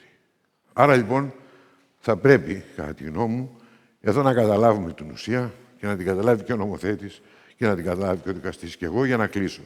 Γιατί σας κούρασα και μετά η κυρία Εφτακίλη, γιατί της είχα ζητήσει και δεν μου έχει κάνει ακόμα αυτό που της είχα πει, γιατί σίγουρα τη μισή ώρα την έχω περάσει στα σούλα, από ό,τι καταλαβαίνω. Ο δικαστής έχει τεράστιες δυνατότητες για να κάνει τη δουλειά του και να οριοθετήσει τη χρήση. Θα αναφέρω μια απόφαση που σχεδόν πέρασα παρατήρητη, αλλά εγώ πραγματικά είναι αυτό που λένε έβγαλα το καπέλο. Είναι η απόφαση 1206 του 2024, πρόσφατη, του 4ου Τμήματος Συμβουλίου της Επικρατείας. Δεν πήγε ούτε καν στην Ολομέλεια. Και θαυμάζω αυτούς τους δικαστές, δεν ξέρω αν είναι κανείς εδώ, από τη σύνθεση εκείνη του 4ου Τμήματος, οι οποίοι είπαν δεν χρειάζεται να το στείλουμε στην Ολομέλεια. Είναι αυτονόητο αυτό που λέμε. Τι ήταν αυτή η υπόθεση. Ακούστε από τι απλά πραγματάκια ξεκινάει αυτό που λέμε η μεγάλη νομολογία. Οι Γάλλοι το είχαν αυτό. Οι φοιτητές, όταν είμαστε Σπύρο, Νίκο, θυμάσαι τότε, λέγαμε les grands jurys, μεγάλες αποφάσεις, που συνήθως ξεκινάγανε από ίσονος σημασίας υποθέσεις. Το Conseil d'État στη Γαλλία. Όχι από μεγάλες υποθέσεις, από μικροϋποθέσεις. Έτσι ξεκίνησε το Συμβούλιο Επικρατείας πρόσφατα. Περί τίνος επρόκειτο. Μέσω τεχνητής νοημοσύνης υπήρχε η κατάταξη υποψηφιωτήτων νέων επιστημόνων οι οποίοι ήθελαν να πάρουν προγράμματα και ήταν επαγγελματίες για να κάνουν επαγγελματική δουλειά δηλαδή και να πάρουν επιδότηση, όπως ο πρωτότυπο ήταν τα προγράμματα στο καλύτερο, από το κράτος. Και υπήρχε μια αλγοριθμική εξίσωση που έλεγε με ποια κριτήρια θα δοθεί, γιατί δεν ήταν άπειρα τα χρήματα, θα δοθούν αυτά τα χρήματα. Βάζουν τον αλγόριθμο, βγαίνουν οι αποφάσεις και είπαν αυτό που γίνεται περίπου και με το ΑΣΕ πολλές φορές. Έρχεται και λέει, εγώ κάνω ηλεκτρονικά αυτή την ώρα την κατάταξη των υποψηφίων. Και αυτό είναι τέρμα. Ήταν δέσμια αρμοδιότητα εδώ. Δεν είχε διακριτική ευκαιρία η διοίκηση. Έλεγε τόσα χρήματα είναι, όποιος είναι καλύτερος με βάση αυτά τα κριτήρια σε επίπεδο δέσμιας αρμοδιότητας να πάρει τα χρήματα. Μια κυρία βρήκε ότι εδώ στον προγραμματισμό υπήρχε λάθος. Πώς το βρήκε, δεν έχει σημασία. Αλλά είχε παρισφρήσει λάθος στον υπολογισμό. Πάει λοιπόν στο Συμβούλιο Επικρατείας και λέει: δεν είναι αιτιολογημένη αυτή η απόφαση. Εγώ τους πήγα αυτά τα στοιχεία, τα αξιολογήσαν έτσι και δεν μου έδωσαν απάντηση για ποιο λόγο τα αξιολογήσαν έτσι. Α, λέει η διοίκηση. Είναι δυνατόν ένας αλγόριθμος τρομερός της Google κάθισε και μας τα έκανε αυτά τα πράγματα. Καθίσουμε εμείς τώρα να αρχίσουμε αυτή την ιστορία. Το Συμβούλιο Επικρατείας λέει όχι. Ποιος είναι ο βασικός κανόνας στο κράτος δικαίου? Αιτιολογία των ατομικών διοικητικών πράξεων είναι δυσμενής για το διοικούμενο. Και η αιτιολογία αυτή υπάρχει, είτε είναι κατά δέσμια αρμοδιότητα, είτε κατά διακριτική ευκαιρία απόφαση. Αφού σας έφερα αυτά τα στοιχεία, πείτε μας τα εξετάστε. Ο υπολογιστής σας, στον αλγοριθμικό προγραμματισμό, το έκανε. Η απόφαση ακυρώθηκε. Ξέρετε τι αμηχανία υπάρχει στο Υπουργείο Οικονομικών? Γιατί ήταν το Υπουργείο Οικονομικών, συνεργασία των Υπουργών Οικονομικών και Ανάπτυξη. Ξέρετε τι αμηχανία υπάρχει αυτή τη στιγμή? Τι θα κάνουμε τώρα? Καιρός ήταν κάποιος να κουνήσει τα λιμνάζοντα ύδατα και να τους πει, ξέρετε κύριε, αυθεντία του αλγορίθμου δεν υπάρχει. Αυθεντία της τεχνολογίας δεν υπάρχει. Γιατί απλά η τεχνολογία δεν είναι αποτέλεσμα καμιάς αυθεντίας. Όταν καταλήξουμε ότι υπάρχει αυθεντία σε κάτι, σε οποιοδήποτε, πολύ περισσότερο στις ανθρωπιστικές επιστήμες, αλλά κυρίες και κύριοι συνάδελφοι της πρώτης τάξης και στις θετικές επιστήμες, όταν καταλήξουμε ότι υπάρχει αυθεντία, το από εκεί πέρα πρέπει να καταλήξουμε ότι υπάρχει και ένα παπικό αλάθητο. Αλλά εδώ ο Πάπας, ο καινούριος, εγκύκλιο έβγαλε για να αμφισβητήσει όλα αυτά. Κάτι το που είχε κάνει και νωρίτερα και ο Πατριάρχης ο δικός μας δηλαδή. Αλλά μιας και έχουν γίνει σε παπικό επίπεδο, ας προσγειωθούμε στην πραγματικότητα. Δεν κινδυνεύουμε από τη μηχανή. Κινδυνεύουμε από τα δικά μας έργα και από τις δικές μας ημέρες. Και όσο περισσότερο βρισκόμαστε σε εγρήγορση, τόσο το καλύτερο για μας, αλλά κυριότερο για τις γενιές που έρχονται. Γιατί εμείς νικάριδες αυτού του πλανήτη είμαστε. Δεν είμαστε ιδιοκτήτες. Δουλεύουμε για άλλους και όσο περισσότερο αφήσουμε το μύστιο, για να το πω έτσι, σε αυτούς, τόσο καλύτερα για τη δική μας συνείδηση. Σας ευχαριστώ και συγγνώμη που μακρηγόρησα.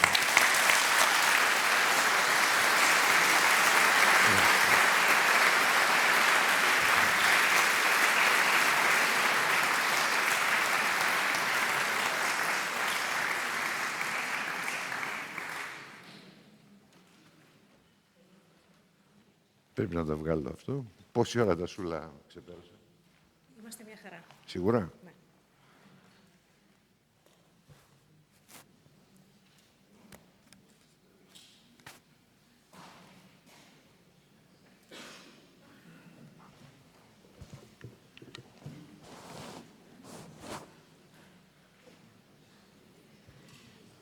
Καλησπέρα και από μένα. Ευχαριστώ για την τόσο τιμητική πρόσκληση να συνομιλήσουμε. Σήμερα το πρωί, έτσι για να μπω στο κλίμα της κουβέντας μας, απίθυνα το εξής ερώτημα στο ChatGPT, το φίλο μας. Θα συνομιλήσω, είπα, με το τακτικό μέλος της Ακαδημίας Αθηνών, πανεπιστημιακό και πρώην πρόεδρο της Ελληνικής Δημοκρατίας, κύριο Προκόπιο Παυλόπουλο, με θέμα τεχνητή νοημοσύνη και απόδοση δικαιοσύνης. Τι θα τον ρωτούσες εσύ? Και μου απάντησε το ChatGPT. Το πιο ενδιαφέρον με έναν άνθρωπο όπως ο κύριος Παυλόπουλος δεν είναι να μιλήσει για την τεχνολογία, αλλά για το πώς η τεχνητή νοημοσύνη δοκιμάζει την έννοια του προσώπου, την ευθύνη, τη δημοκρατική νομιμοποίηση και τελικά τα όρια του ίδιου του συντάγματος. Οπότε, βέβαια, πολλά από αυτά έχουν απαντηθεί ήδη από την τόσο ενδιαφέρουσα ομιλία σας, κύριε Πρόεδρε, αλλά θα προσπαθήσω με τις ερωτήσεις μου να φωτίσω κάποιες ακόμα πτυχές τους. Καταρχάς, πιστεύετε ότι η ελληνική δικαιοσύνη είναι στα αλήθεια έτοιμη να περάσει σε μια πραγματικά ψηφιακή εποχή, να μπει στην τεχνητή νοημοσύνη? Έτοιμη είναι. Δεν ξέρω όμως, ή μάλλον είμαι απολύτως βέβαιος ότι η πολιτεία της έχει δώσει τις δυνατότητες που θα έπρεπε να έχει. Γιατί άμα κοιτάξετε τι συμβαίνει, παραδείγματος χάρη, στο εξωτερικό, δεν έχετε παρά να πάτε να δείτε τι συμβαίνει στο δικαστήριο της Ευρωπαϊκής Ένωσης το ίδιο. Τον τρόπο που οι δικαστές εκεί κάνουν τη δουλειά τους. Τι μέσα έχουν από πλευράς τεχνητής νοημοσύνης στην πρόσβαση στην νομοθεσία των κρατών μελών, στην ομολογία του δικαστηρίου, στην ομολογία άλλων δικαστηρίων και ιδίως του δικαστηρίου του Στρασβούργου. Εμείς εδώ έχουμε ορισμένα δικαστήρια που είναι υποδειγματικά. Συμβούλιο Επικρατείας. Ναι. Αλλά για πηγαίνετε στο Ειρηνοδικείο στην Καλαμάτα, μπαριζέδα μου. Για πηγαίνετε στο Πρωτοδικείο. Για πηγαίνετε στα ποινικά δικαστήρια. Δείτε πόσο καιρό χρειάζεται η πραγματογνωμοσύνη και πώς διενεργείται. Είδατε, γιατί δημοσιογραφικά δεν ασχολείστε βέβαια τυπικά με αυτά, αλλά έχετε αυτό που λέμε μια συνολική επισκόπηση του δημοσιογραφικού επιστητού. Έχετε δει τελευταία που είδαμε για πραγματογνωμοσύνες που γίνει για το θάνατο μικρών παιδιών. Και κατέληγαν από το ένα άκρο στο άλλο. Και δεν ήξερε κανένας τι να πιστέψει, πώς να αποφασίσει αυτός ο δικαστής.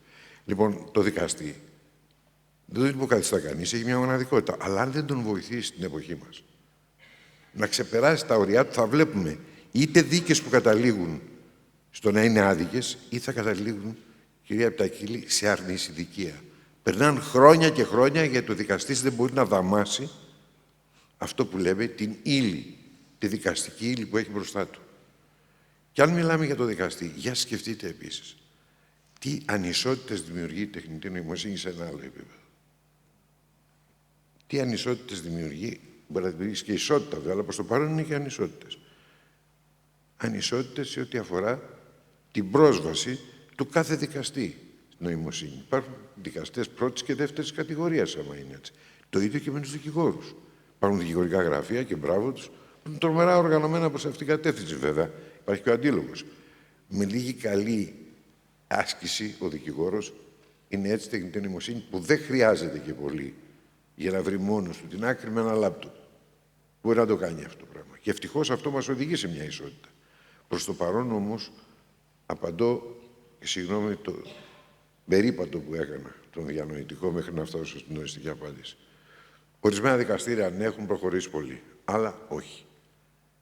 Και αυτό είναι που κάνει τους δικαστές να κουβαλάνε, ακόμα το βλέπετε, επειδή πηγαίνω στο γραφείο μου στη Λεωφόρο Αλεξάνδρας, βλέπω δικαστές που πηγαίνουν στο πρωτοδικείο, ξέρετε, σε εκείνο τον κάθετο δρόμο από από τα κτίρια εκείνα που υπάρχουν δίπλα μέχρι να κατέβουμε κάτω, βλέπετε δηλαδή να κουβαλάνε τσάντες ολόκληρες, να έχουν το αυτοκίνητό τους και να είναι γεμάτο δικογραφίες. Αυτά έπρεπε να έχουν φτάσει. Δηλαδή, εκείνη η τεχνητή νοημοσύνη που βοηθάει το δικαστή.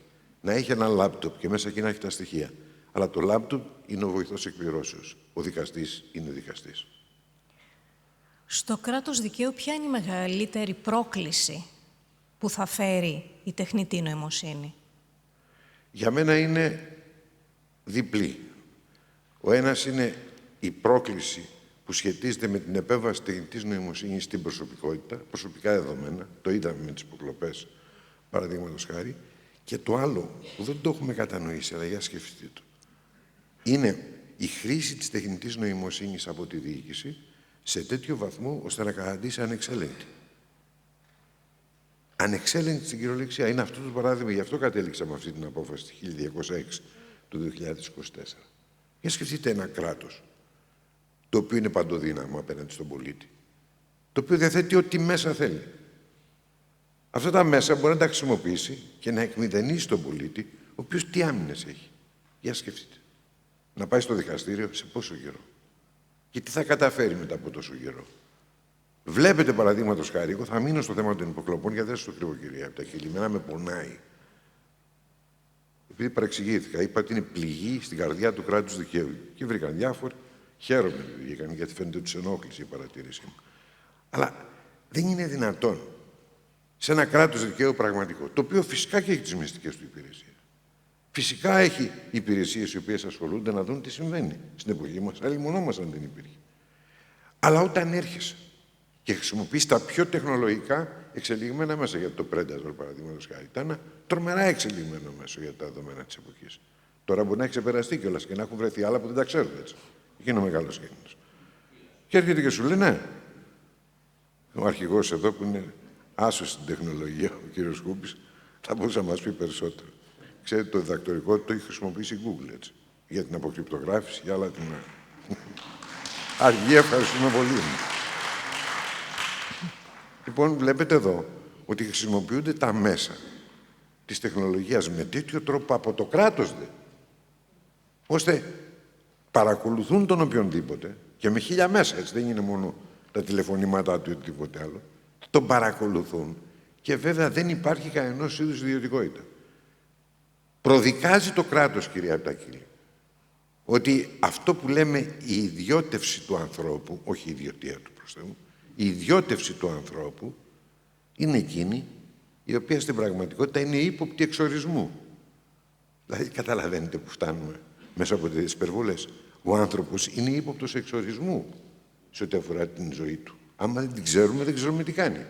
Δεν είναι δηλαδή, δεν υπάρχει τεκμήριο αθωότητας, καταλαβαίνετε που φτάνουμε. Ανατροπή του τεκμηρίου αθωότητας σε καθέναν από εμάς, στη ζωή μας. Αν δεν ξέρουμε τι κάνει ο Παυλόπουλος, μάλλον κάτι κακό θα κάνει. Και αν κάνει καλό, εντάξει. Αν κάνει κακό, τι θα γίνει. Αντιλαμβάνεστε σε επίπεδο προσωπικής ζωής, αξίας του ανθρώπου, αξιοπρέπειας, ελεύθερης ανάπτυξης προσωπικότητας, τι σημαίνει αυτό. Πάμε σε μια εποχή, άλλοτε ο Λαμποεσί την είχε ονομάσει εκείνο το φοβερό του δοκίμιο, 15χρονος, 16χρονος το είχε γράψει, 15ος-16ος αιώνας, La servitude volontaire, η εκούσια δουλεία. Μα εδώ δεν είναι καν εκούσια αυτή η δουλεία. Εκούσια θα γίνει από τη στιγμή που ως πολίτες, και ιδίως Έλληνες αλλά και Ευρωπαίοι πολίτες, θα αποδεχτούμε αυτή τη δουλεία. Θα την αποδεχτούμε και θα τη θεωρήσουμε κάτι φυσικό. Γι' αυτό, ξέρετε, πολλές φορές διαβάζω από ποίηση, μ' αρέσει κιόλας. Διαβάζω με κάποια μάτα που τα έχουμε ξεχάσει, αλλά η κυρία Επτακίλη τα ξέρει πολύ καλά. Ξέρετε, κυρία Επτακίλη, φίλη τα σούλα, ξέρεις ποιο. Κάθε φορά που θέλω Ξέρω ότι θα ακούσω τα σχολιανά μου με αυτά που θα πω. Θα νομίζουν άλλοι ότι τους πολεμάω. Είπα, βρε Προκόπη μου, σε αυτό που τάχθηκες να κάνεις, πες το. Και θυμάμαι εκείνο το φοβερό ποίημα, το «Αντισταθείτε». Το θυμάσαι, του Μιχάλη του Κατσαρού. Διαβάζω ξανά στο Κατασαδουκαίων το «Αντισταθείτε» του Μιχάλη του Κατσαρού, για να μπορέσει κανείς να σταθεί στο ύψος των περιστάσεων, όποιο χώρο επιστήμης και αν ακολουθεί. Και το λέω για την Ακαδημία, που ευτυχώς στα χρόνια αλλάζουν κοινοτροπίες. Δεν είμαστε στην Ακαδημία για να θεωρούμε ότι είναι η καθιέρωση και δεν είμαστε στην Ακαδημία για να θεωρούμε ότι κατέχουμε την εξαποκαλύψους αλήθεια. Είμαστε για να έχουμε μεγαλύτερη επίγνωση από το μέσο άνθρωπο των ατελειών μας. Και τι έχουμε να κάνουμε παραπέρα. Η Ακαδημία είναι ένα ωραίο φόρουμ με τόσους άξιους συναδέλφους δίπλα που καταλαβαίνεις τα όρια σου. Καταλαβαίνεις τι και να έχεις.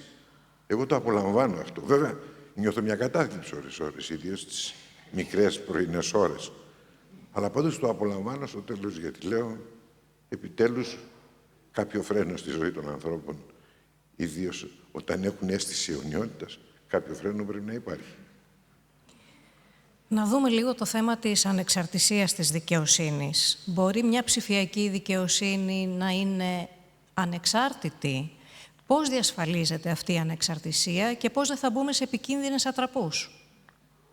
Η ψηφιακή δικαιοσύνη, μόνο όταν είναι ο βοηθός εκπληρώσεως της δικάζουσας δικαιοσύνης, για να το πω έτσι, μπορεί να είναι ανεξάρτητη. Δηλαδή, τι θα πει ψηφιακή δικαιοσύνη? Ψηφιακή δικαιοσύνη είναι το στοκάρισμα της νομολογίας. Και ξέρετε πόσο σημαντικό είναι για τον δικαστή να έρχεται και να βάλει λέξεις κλειδιά και να λέει νομολογία Συμβουλίου της Επικράτειας του Δικαστηρίου του Στρασβούρου ή για το τάδε θέμα και να στο βγάζει. Αυτή η μορφή χρήσης της ψηφιακής τεχνολογίας για τη συλλογή της νομολογίας ή για την οργάνωση του δικαστηρίου ή για να μπορούν οι δικηγόροι να καταθέτουν τα δικογραφά τους γρήγορα ή να έχουν και οι δικηγόροι πρόσβαση στην νομολογία, αυτό ναι, τονίζει τη δικαιοσύνη. Ο κίνδυνος που είναι? Εάν ο δικαστής θεωρήσει ότι μπορεί να αφήσει στη μηχανή, η οποία δεν έχει ανεξαρτησία, ανεξαρτησία ως έννοια, έτσι, είναι έννοια, σας είπα τι σημαίνει συνείδηση.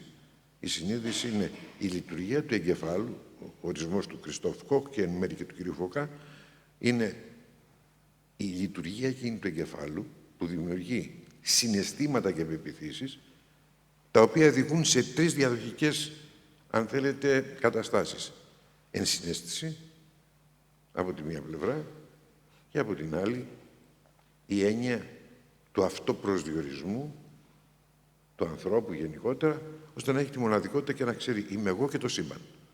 Αυτή η δυνατότητα, δηλαδή η αυτεπίγνωση του ανθρώπου γενικά, μέσα από την διαδοχή της ενσυναίσθησης, αυτό το πράγμα είναι η συνείδηση. Ο δικαστής αυτό πρέπει να το έχει. Ο δικαστής που δικάζει πρέπει να έχει αυτή την δυνατότητα. Γι' αυτό λέμε, προσέξτε, δεν είναι όπως τεχνητή νοημοσύνη που λέμε έχω άποψη, έχω θέση. Ακούστε τη φράση που χρησιμοποιεί ο δικαστής.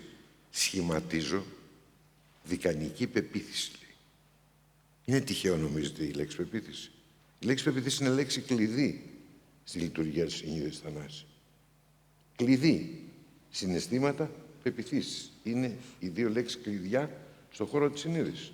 Ο δικαστής πρέπει να έχει και συναίσθημα, δεν είναι ανέστος, και πεποίθηση να δημιουργεί. Αυτό δεν δημιουργείται μέσω ψηφιακής τεχνολογίας. Άρα, δεν φοβάμαι την ψηφιακή δικαιοσύνη όταν η ψηφιακή δικαιοσύνη είναι βοηθός εκπληρώσεως της ανθρώπινης δικαιοσύνης. Αλλά η δικαιοσύνη πρέπει να έχει ανθρώπινα χαρακτηριστικά. Και πρέπει να έχει ανθρώπινα χαρακτηριστικά γιατί έχει μια ορισμένη φύση. Την περιέγραψε, ξέρετε, ο Σιμονίδης ο Κίος μέσα στην πολιτεία του Πλάτωνος. Μετά την πήρε, δηλαδή, το δίκαιο νεκάστο αποδιδώνε. Την πήρε αργότερα στα ηθικά νοικομάχια ο Αριστοτέλης. Την πήρε στη συνέχεια ο Ολπιανός, το «Ius sum quique tribuere». Και την πήρε αυτούσια μετά στη συνέχεια και ο Απόστολος Παύλος. Όλα αυτά τα έχει ενσωματώσει, για να χρησιμοποιήσω και την εκκλησιαστική γλώσσα. Ξέρετε, από τις προφητείες Ισαΐου που μπήκαν από την Παλαιά στην Κοινή Διαθήκη. Το δικαιοσύνη μάθετε οι ενικούντες επί της γης. Αυτό το ενικούντες επί της γης δικαιοσύνη μάθετε δεν μπορεί να το κάνει καμιά ψηφιακή τεχνολογία. Θα είναι ο άνθρωπος Δεν το λέω στους κόλληπτος, δεν υπήρξα και δεν είμαι, έτσι, για να είμαστε εξηγημένοι. Αλλά ο άνθρωπος ως εικόνα και ομοίως του Θεού, άσχετα αν πιστεύει στο Θεό, υπάρχει μια ανώτερη δύναμη για πολλούς. Δεν λέγεται Θεός, δεν ξέρω πώς λέγεται για αυτούς. Αλλά αυτή η ανώτερη δύναμη έχει αυτά τα χαρακτηριστικά. Μηχανή δεν είναι κυρία από τα εκείνη. Αν υπάρχει και εφόσον υπάρχει. Αλλά μηχανή δεν είναι. Δεν μπορεί να είναι μηχανή αν υπάρχει. Θα είναι κάτι το οποίο είναι τέλειο σε ό,τι αφορά την δημιουργία. Την δημιουργία που βασίζεται στην αντίστοιξη ανάμεσα στο είμαι εγώ και υπάρχει ένα απόλυτο σύμπαν. Η διαφάνεια πώς θα διασφαλίζεται όσο η τεχνητή νοημοσύνη θα μπαίνει ολοένα και περισσότερο, θα ενσωματώνεται ολοένα και περισσότερο στη δικαστική λειτουργία? Ίσα-ίσα η τεχνητή νοημοσύνη μπορεί να βοηθήσει πάρα πολλά στα θέματα της διαφάνειας. Εγώ θυμάμαι ότι όταν εισαγάγαμε, και ήταν από τις ωραιότερες στιγμές που έζησα σαν υπουργός, με τη συνεργασία τεχνικών, είχαμε εφαρμόσει το Μερχή, μπορεί να είναι εδώ από τους παλιούς υπαλλήλους του Υπουργείου Εσωτερικών, εφαρμόσαμε το πρόγραμμα Θησέας, αμέσως μόλις έγινα υπουργός, το 4, το 5 το δημιουργήσαμε, ένα πρόγραμμα για τα οικονομικά των Δήμων που ξέραμε τι είναι οι πόροι τους κτλ. Έμπαινε και όταν έβαζα την υπογραφή μου ηλεκτρονικά, ήταν η πρώτη φορά που έμπαινε η ηλεκτρονική υπογραφή, τότε μπήκε. Κάποιοι λένε αργότερα, μέσω του προγράμματος Ερμής και του Σύζευξης, μπήκε ηλεκτρονική υπογραφή. Υπέγραφα, αυτό αποτυπωνόταν κατευθείαν σε οθόνη που έλεγε: ο Παυλόπουλος έβαλε την υπογραφή του. Ο Δήμος Καλαμάτας θα πάρει τόσα χρήματα για το τάδε έργο με βάση την εξής κατάταξη που γινόταν με ένα στοιχειώδη αλγοριθμικό προγραμματισμό. Εκεί ναι. Εκεί που είναι το κακό το μεγάλο, ξέρετε, με το θέμα της διαφάνειας, είναι όταν χρησιμοποιείς την τεχνητή νοημοσύνη για να βρεις διόδους για να ξεφύγεις από τη διαφάνεια που έχεις δημιουργήσει. Αυτό είναι το μεγάλο κακό, ξέρετε, με την τεχνολογία. Είναι όταν τη χρησιμοποιούμε για να τελειοποιήσουμε τους μηχανισμούς ελέγχου, έχει καλώς. Αλλά έλα που από τη φύση της, επειδή δεν έχει ωραία τεχνολογία, εξαρτάται πώς ο άνθρωπος, είχε πει ο Θεοδόρης ο Τάσιος και μου άρεσε τόσο πολύ αυτή η απάντησή του. Είναι ωραίο πράγμα, λέει ο ηλεκτρονικός υπολογιστής, αλλά να ξέρεις με τι θα τον ταΐσεις. Και μου άρεσε πάρα πολύ η έκφραση αυτή του Θεοδόρη του Τάσιου. Γιατί αυτό είναι μια αλήθεια. Έτσι λοιπόν και εδώ, όταν έρθεις και πεις στον υπολογιστή, δεν με ενδιαφέρει να μου δώσεις μια τεχνολογία διασφάλισης διαφάνειας, αλλά έχεις αυτά τα δεδομένα που έχει βάλει ο Παυλόπουλος στο πρόγραμμα Θησέας, μπορείς να μπεις και να τα αλλοιώσεις αυτά. Εκεί είναι το μεγάλο ζήτημα. Με απλές λέξεις, όταν χρησιμοποιούμε ένα σωστό μέσο με λάθος τρόπο. Αυτός είναι ο μεγάλος φόβος σήμερα. Δεν πρέπει να φοβόμαστε σε καμία περίπτωση τη μηχανή. Μόνη της δεν μπορεί να κάνει τίποτα. Ο Χάλ, για να χρησιμοποιήσω πάλι την οδύσσια του διαστήματος, δεν μπορεί να αυτονομηθεί. Αν δεν ήταν φτιαγμένος έτσι, ώστε να έχει και αυτή τη δυνατότητα. Όταν του δίνεις τη δυνατότητα να βγάλει μια καταστροφική απόφαση και τον εμπιστεύεσαι στην καταστροφική απόφαση που θα πάρει. Εάν του έχεις φίλτρο και του λες, εντάξει, εσύ θα μου προτείνεις αυτό, αλλά εγώ κρατώ το τελικό κλειδί για να κρίνω αν, παραδείγματος χάρη, η ήττα του Ιράν επί του πεδίου θα στοιχήσει την ανθρωπότητα αυτά που θα στοιχήσει την απόφαση την πάρω εγώ. Το ζήτημα είναι να του λες, βγάλε μου αυτό και μετά ό,τι μου πεις. Τώρα, αν χαθεί και κάτι παραπάνω, δεν χάθηκε ο κόσμος. Δεν είναι έτσι. Τα φίλτρα απλά της χρήσης τεχνολογίας μας λείπουν. Πάντως, τους υπολογιστές τους ταΐζουμε και με πολλά προσωπικά δεδομένα. Αυτά πώς θα προστατευτούν? Το λέω γιατί συζητάμε για την τεχνητή νοημοσύνη χωρίς να υπάρχει ένα θεσμικό πλαίσιο. Και δεν είναι μόνο πρόβλημα της Ελλάδας αυτό, είναι και της Ευρώπης, είναι πολλών χωρών. Δηλαδή, πρώτα δημιουργείται το πρόβλημα και γιγαντώνεται. Το λέω πρόβλημα, γιατί είναι σε έναν βαθμό πρόβλημα. Και μετά καλούμαστε να βρούμε λύσεις. Ναι, γιατί χρησιμοποιούμε, είναι αυτό που λέγαμε προηγουμένως, χρησιμοποιούμε την τεχνολογία για να μπορέσουμε να κάμψουμε τα αντίβαρα που έχουμε δημιουργήσει στην πράξη. Σωστά το λέτε. Εδώ δεν είναι ότι χρησιμοποιούμε την τεχνολογία. Πρώτα απ' όλα, έχετε δει ότι το μεγαλύτερο πρόβλημα με την τεχνητή νοημοσύνη σήμερα είναι ότι δεν έχουμε διαμορφώσει κανόνες διοντολογίας. Δεν υπάρχουν. Κανόνες διοντολογίας στη χρήση του ηλεκτρονικού υπολογιστή. Δεν υπάρχουν. Όταν ερχόμαστε και λέμε, ναι, να δημιουργήσουμε μπαριέρες ασφαλείας ό,τι αφορά τα προσωπικά δεδομένα. Μάλιστα. Όταν έχεις δυνατότητα, πάλι θα χρησιμοποιήσεις το Predator. Πώς δημιουργήθηκε? Έχουμε τέλειες μηχανές σήμερα σε ό,τι αφορά τα κινητά μας. Ολοένα όσο περνάει ο καιρός, γίνονται τελειότερα ιδίως τα iPhone, παραδείγματος χάρη, στον τρόπο με τον οποίο τα χρησιμοποιούμε και για να εξασφαλίσουμε, βρίσκουμε το Viber, βρίσκουμε παραδείγματος χάρη το WhatsApp ή οτιδήποτε άλλο. Και έρχεται η τεχνολογία, χαρακτηριστικό παράδειγμα το Predator, και δημιουργείται γιατί? Για να μην μπορεί να του αντισταθεί τίποτα. Και σε αυτό δεν υπάρχουν κανόνες δεοντολογίας. Ερίζουμε στην Ελλάδα για να πούμε, ήρθε στην Ελλάδα, δεν μας ενδιαφέρει πώς ήρθε. Εγώ, λέει, η κυβέρνηση δεν το πήρα. Ο άλλος λέει, εγώ μόνο με κυβερνήσεις κάνω, ξέρετε, συμφωνίες. Και από εκεί και πέρα ένας δεν κάθεται να κοιτάξει και να πει, ρε παιδί μου, και μόνο το γεγονός ότι αυτό το έφερνα στην ιδιότητα σου, οτιδήποτε έγινε και δεν μπορούμε να βρούμε άκρη αυτή τη στιγμή, το ότι το έφερε και το χρησιμοποίησε, τι σημαίνει? Ότι έχουμε μια χώρα θωράκιστη. Αφού μπαίνει ένα τέτοιο μέσο και δεν υπάρχει κανένας τρόπος ελέγχου πώς μπήκε και πώς χρησιμοποιήθηκε. Γι' αυτό θα μου πείτε, αυτά είναι σαν οριακά ζητήματα, θα τα έλεγε κανείς, συνειδησιακά οριακά ζητήματα. Όπου δηλαδή φτάνουμε στο σημείο να σηκώνουμε τα χέρια ψηλά.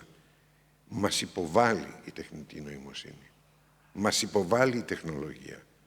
Ψάχνει να δει πάνω μας αυτό το δημιούργημά μας, πώς θα μας δείξει ότι ξέρεις, είμαι κάτι περισσότερο από σένα. Αλλά αυτό οφείλεται στη δική μας δειλία, ναι, θα την πω τη λέξη, όπως την αισθάνομαι. Στη δική μας δειλία να πούμε, θα σηκώσουμε εκείνο το τείχος προστασίας για τον εαυτό μας και για τους άλλους. Θα το κάνουμε. Και κυρίως αυτό, κυρία Επτακυλή, θέλει πολίτες σε εγρήγορση. Δεν μπορεί να βλέπεις πολίτες οι οποίοι θα λένε τι να κάνουμε. Τον άρτον ημών των επιούσιων. Θα χρησιμοποιήσω και πάλι ότι στο τον άρτον ημών των επιούσιων της Κυριακής Προσευχής υπάρχει και ο αντίλογος. Ού και πάρ' το μόνο ζήσετε άνθρωπος, ξέρετε. Και από αυτή την άποψη πρέπει αυτή τη δεύτερη ρίση εκκλησιαστική να συλλάβουμε περισσότερο και να πούμε πρέπει να αντισταθούμε. Πάλι Μιχάλης Κατσαρός, πάλι αντισταθείτε. Δύσκολο, δύσκολο. Αλλά για να πάω σε κάτι που μας είναι πιο οικείο και στους δύο και το ξέρω. Αυτή είναι η ομορφιά της ζωής, σε μια ζωή που ξέρετε, ώρες-ώρες σου έρχεται να αυτοκτονήσεις γιατί δεν έχει νόημα η ζωή. Πάμε στον Αλμπέρ Καμί και πάμε παραδείγματος χάρη στο μύθο του Σισίφου.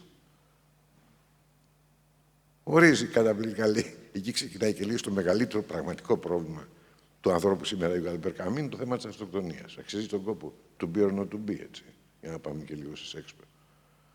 Αυτό το πράγμα αξίζει και ο ίδιος απαντάει. Ο άνθρωπος γεννήθηκε για να δημιουργεί. Αυτή η δημιουργία, αυτή η αντίσταση, αυτό το l'homme révolté που εμείς το ονομάσαμε επαναστατημένο άνθρωπο, δεν είναι επαναστατημένος ο άνθρωπος του Καμί, είναι εξεγερμένος.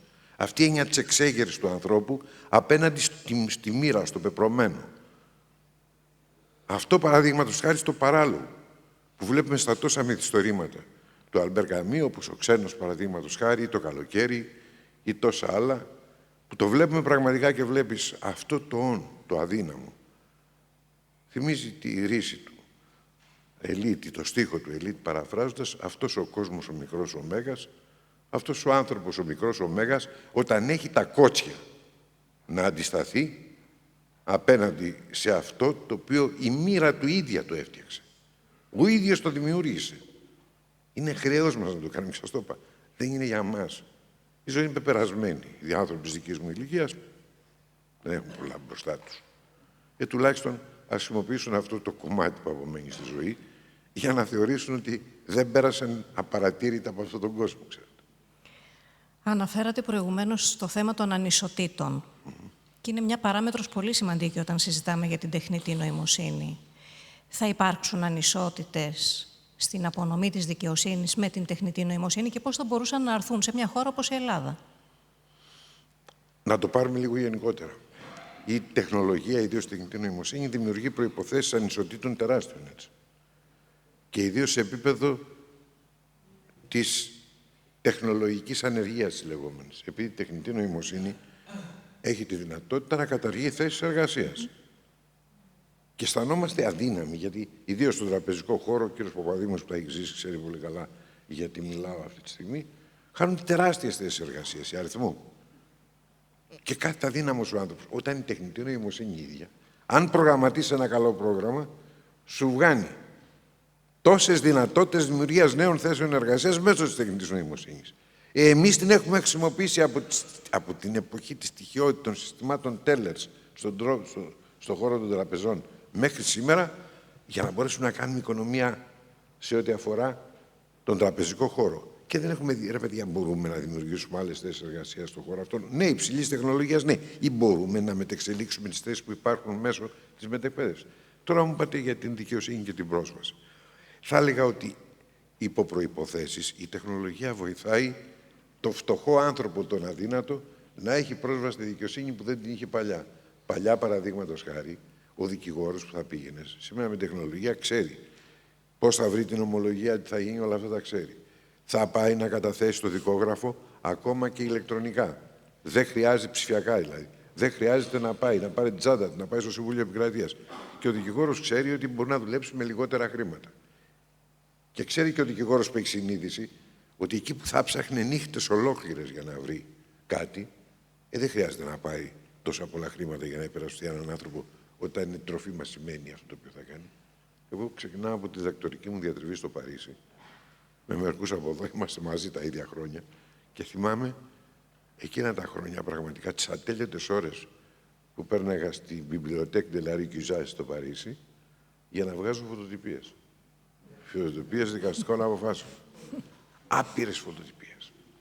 Και σήμερα, και εγώ που ξέρετε δεν ανήκω στην γενιά της τεχνολογίας, τα βράδια, γιατί μου αρέσουν οι βραδινές ώρες της ηρεμίας για να δουλέψω πραγματικά και να ηρεμήσω. Εκείνες τις ώρες, πατάω ένα κουμπί, μπορώ να μπω σε όποια βιβλιοθήκη θέλω. Έχω αυτή τη δυνατότητα. Να βρω όποιο βιβλίο θέλω. Να πετάξω 2 λέξεις και να βρω τις citations που υπάρχουν. Ξέρετε, κυρία Πτακίλη, που είναι ο κίνδυνος. Να τις θεωρήσω δεδομένες αυτές τις citations για να μην τις σεκάρω. Εκείνο πρέπει να κάνει ο επιστήμονας σήμερα. Και το ξαναλέω, στις θετικές επιστήμες αυτό δεν υπάρχει ο κίνδυνος. Το ίδιο και στα νομικά. Η τεχνολογία βοηθάει να είναι η απονομή της δικαιοσύνης περισσότερο προσβάσιμη στο μέσο άνθρωπο, είναι βέβαιο. Το ζήτημα είναι όταν χρησιμοποιείται από άλλους που έχουν άπειρα οικονομικά μέσα για να τους σηκώσουν μπαριέρες σε ό,τι αφορά τον τρόπο με τον οποίο θα αμυνθεί ή σηκώνουν μπαριέρες στο δικαστή που θα δικάσει. Ο οποίος, όπως είναι τα πράγματα στην Ελλάδα, δεν έχει εκτός από ορισμένα δικαστήρια τα μέσα για τα οποία θα έπρεπε να μιλάμε σήμερα. Στα χέρια των μεγάλων τεχνολογικών εταιριών, των κολοσσών της τεχνολογίας που χειρίζονται την τεχνητή νοημοσύνη, συγκεντρώνεται μια τεράστια εξουσία. Αυτή η εξουσία δεν απειλεί για τη δημοκρατία. Εμείς πώς θα υψώσουμε αυτές τις προστατευτικές μπάρες απέναντί τους? Είναι μετρημένοι στα δάχτυλα και έχουν τεράστια δύναμη. Αυτό είναι και το μεγαλύτερο πρόβλημα σήμερα. Όλες αυτές οι μεγάλες εταιρείες και οι εταιρείες ακόμα εκείνες, όχι μόνο οι μεγάλες εταιρείες, οι εμπορικές εταιρείες, παραδείγματος χάρη, ή όπως είναι παραδείγματος χάρη η Amazon, ή όπως είναι οι εταιρείες Musk ή οτιδήποτε άλλο. Εκείνο που θέλω να τονίσω είναι ότι υπάρχουν και εταιρείες όπως η Google ίδια. Προς τιμήν της, δεν έχω τίποτα, ούτε ξέρω κανέναν, ούτε ποτέ ούτε ως δικηγόρος είχα δουλέψει, μην παρεξηγηθώ δηλαδή. Αλλά όταν είδα ότι άρχισε να απολύει ανθρώπους γιατί το είχαν παρακάνει, άρχισα να σκέφτομαι ότι αυτή η εταιρεία κάτι καταλαβαίνει. Βέβαια, καταλαβαίνει ότι στο τέλος θα στραφεί εναντίον της αυτή η κατάχρηση τεχνολογίας, για να το πω έτσι απλά.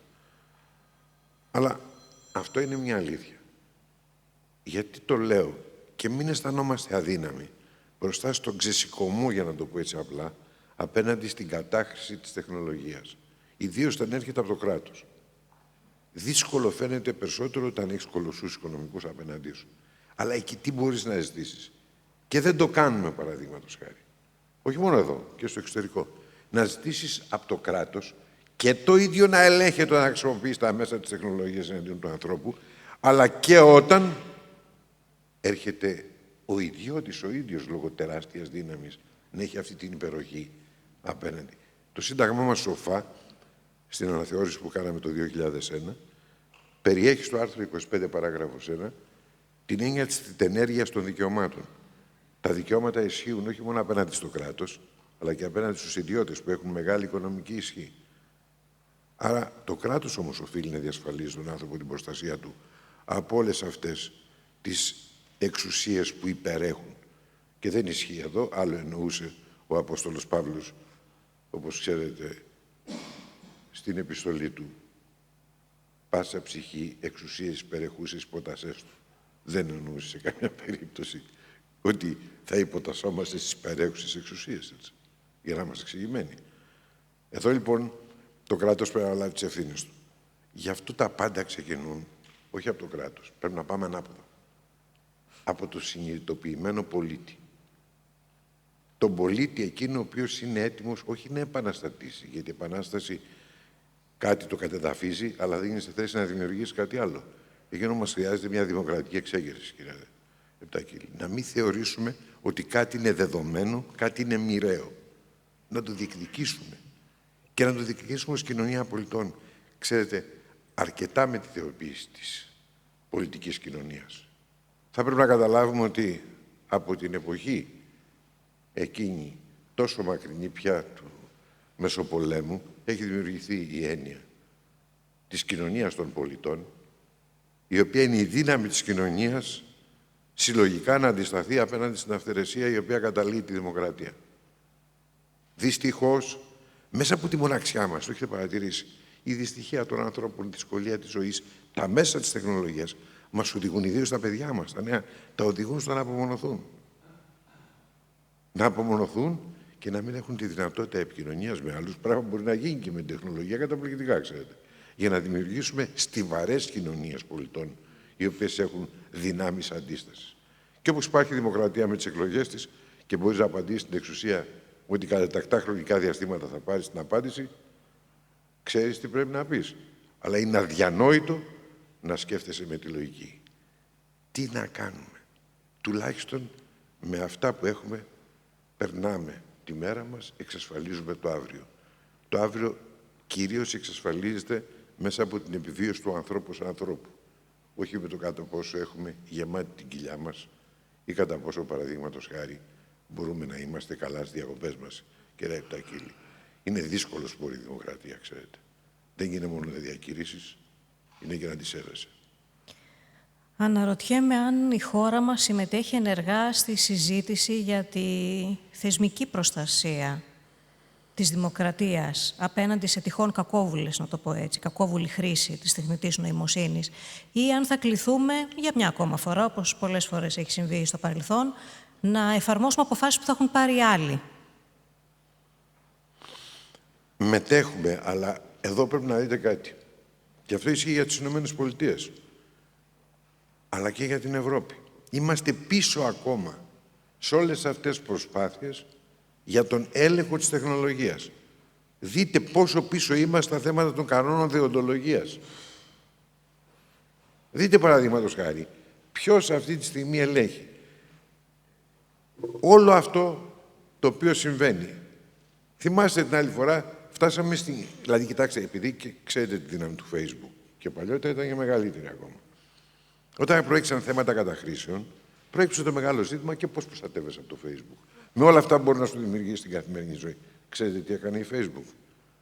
Την εποχή εκείνη, ο ιδιοκτήτης του Τζούκερμπεργκ έφτιαξε, κυρίες και κύριοι, ένα δικαστήριο. Ένα δικαστήριο ιδιωτικό με έναν επώνυμο καθηγητή του Χάρβαρντ, ένα δικαστήριο του Facebook. Και μπορούσες να προσφύγεις. Και θυμάμαι την περίφημη φράση «Quis custodiet ύψους κουστόντες». Ποιος με φυλάσει από αυτούς τους φύλακες. Εδώ είναι το μεγάλο ζήτημα. Δεν είναι μόνο της Ελλάδας. Η Ευρώπη, η οποία τόσα ελλείμματα έχει σε αυτό το επίπεδο το θεσμικό, προχωράει σε νομισματικό, ούτε καν σε οικονομικό επίπεδο, και στο θεσμικό επίπεδο αυτή τη στιγμή έχουμε φτάσει να έχουμε τεράστια κενά. Ένα από τα κενά που έχει είναι ότι δεν έχουμε θεσμικά αντίβαρα δημιουργήσει στα θέματα της κατάχρησης της τεχνολογίας από κάθε είδους εξουσίες. Είναι, ξέρετε, υδραργυρικά αυτά τα μέσα που έχουμε σήμερα. Η Ελλάδα δεν μπορεί μόνη της να κάνει κάτι, αλλά εκεί που θα ήταν το πρόβλημα μεγαλύτερο είναι αν οι άλλοι είχαν προχωρήσει και εμείς είχαμε μείνει πίσω. Δυστυχώς και τα δικά μας ελαττώματα οφείλονται στο ότι έχουμε μεγένθηση των ελαττωμάτων των άλλων.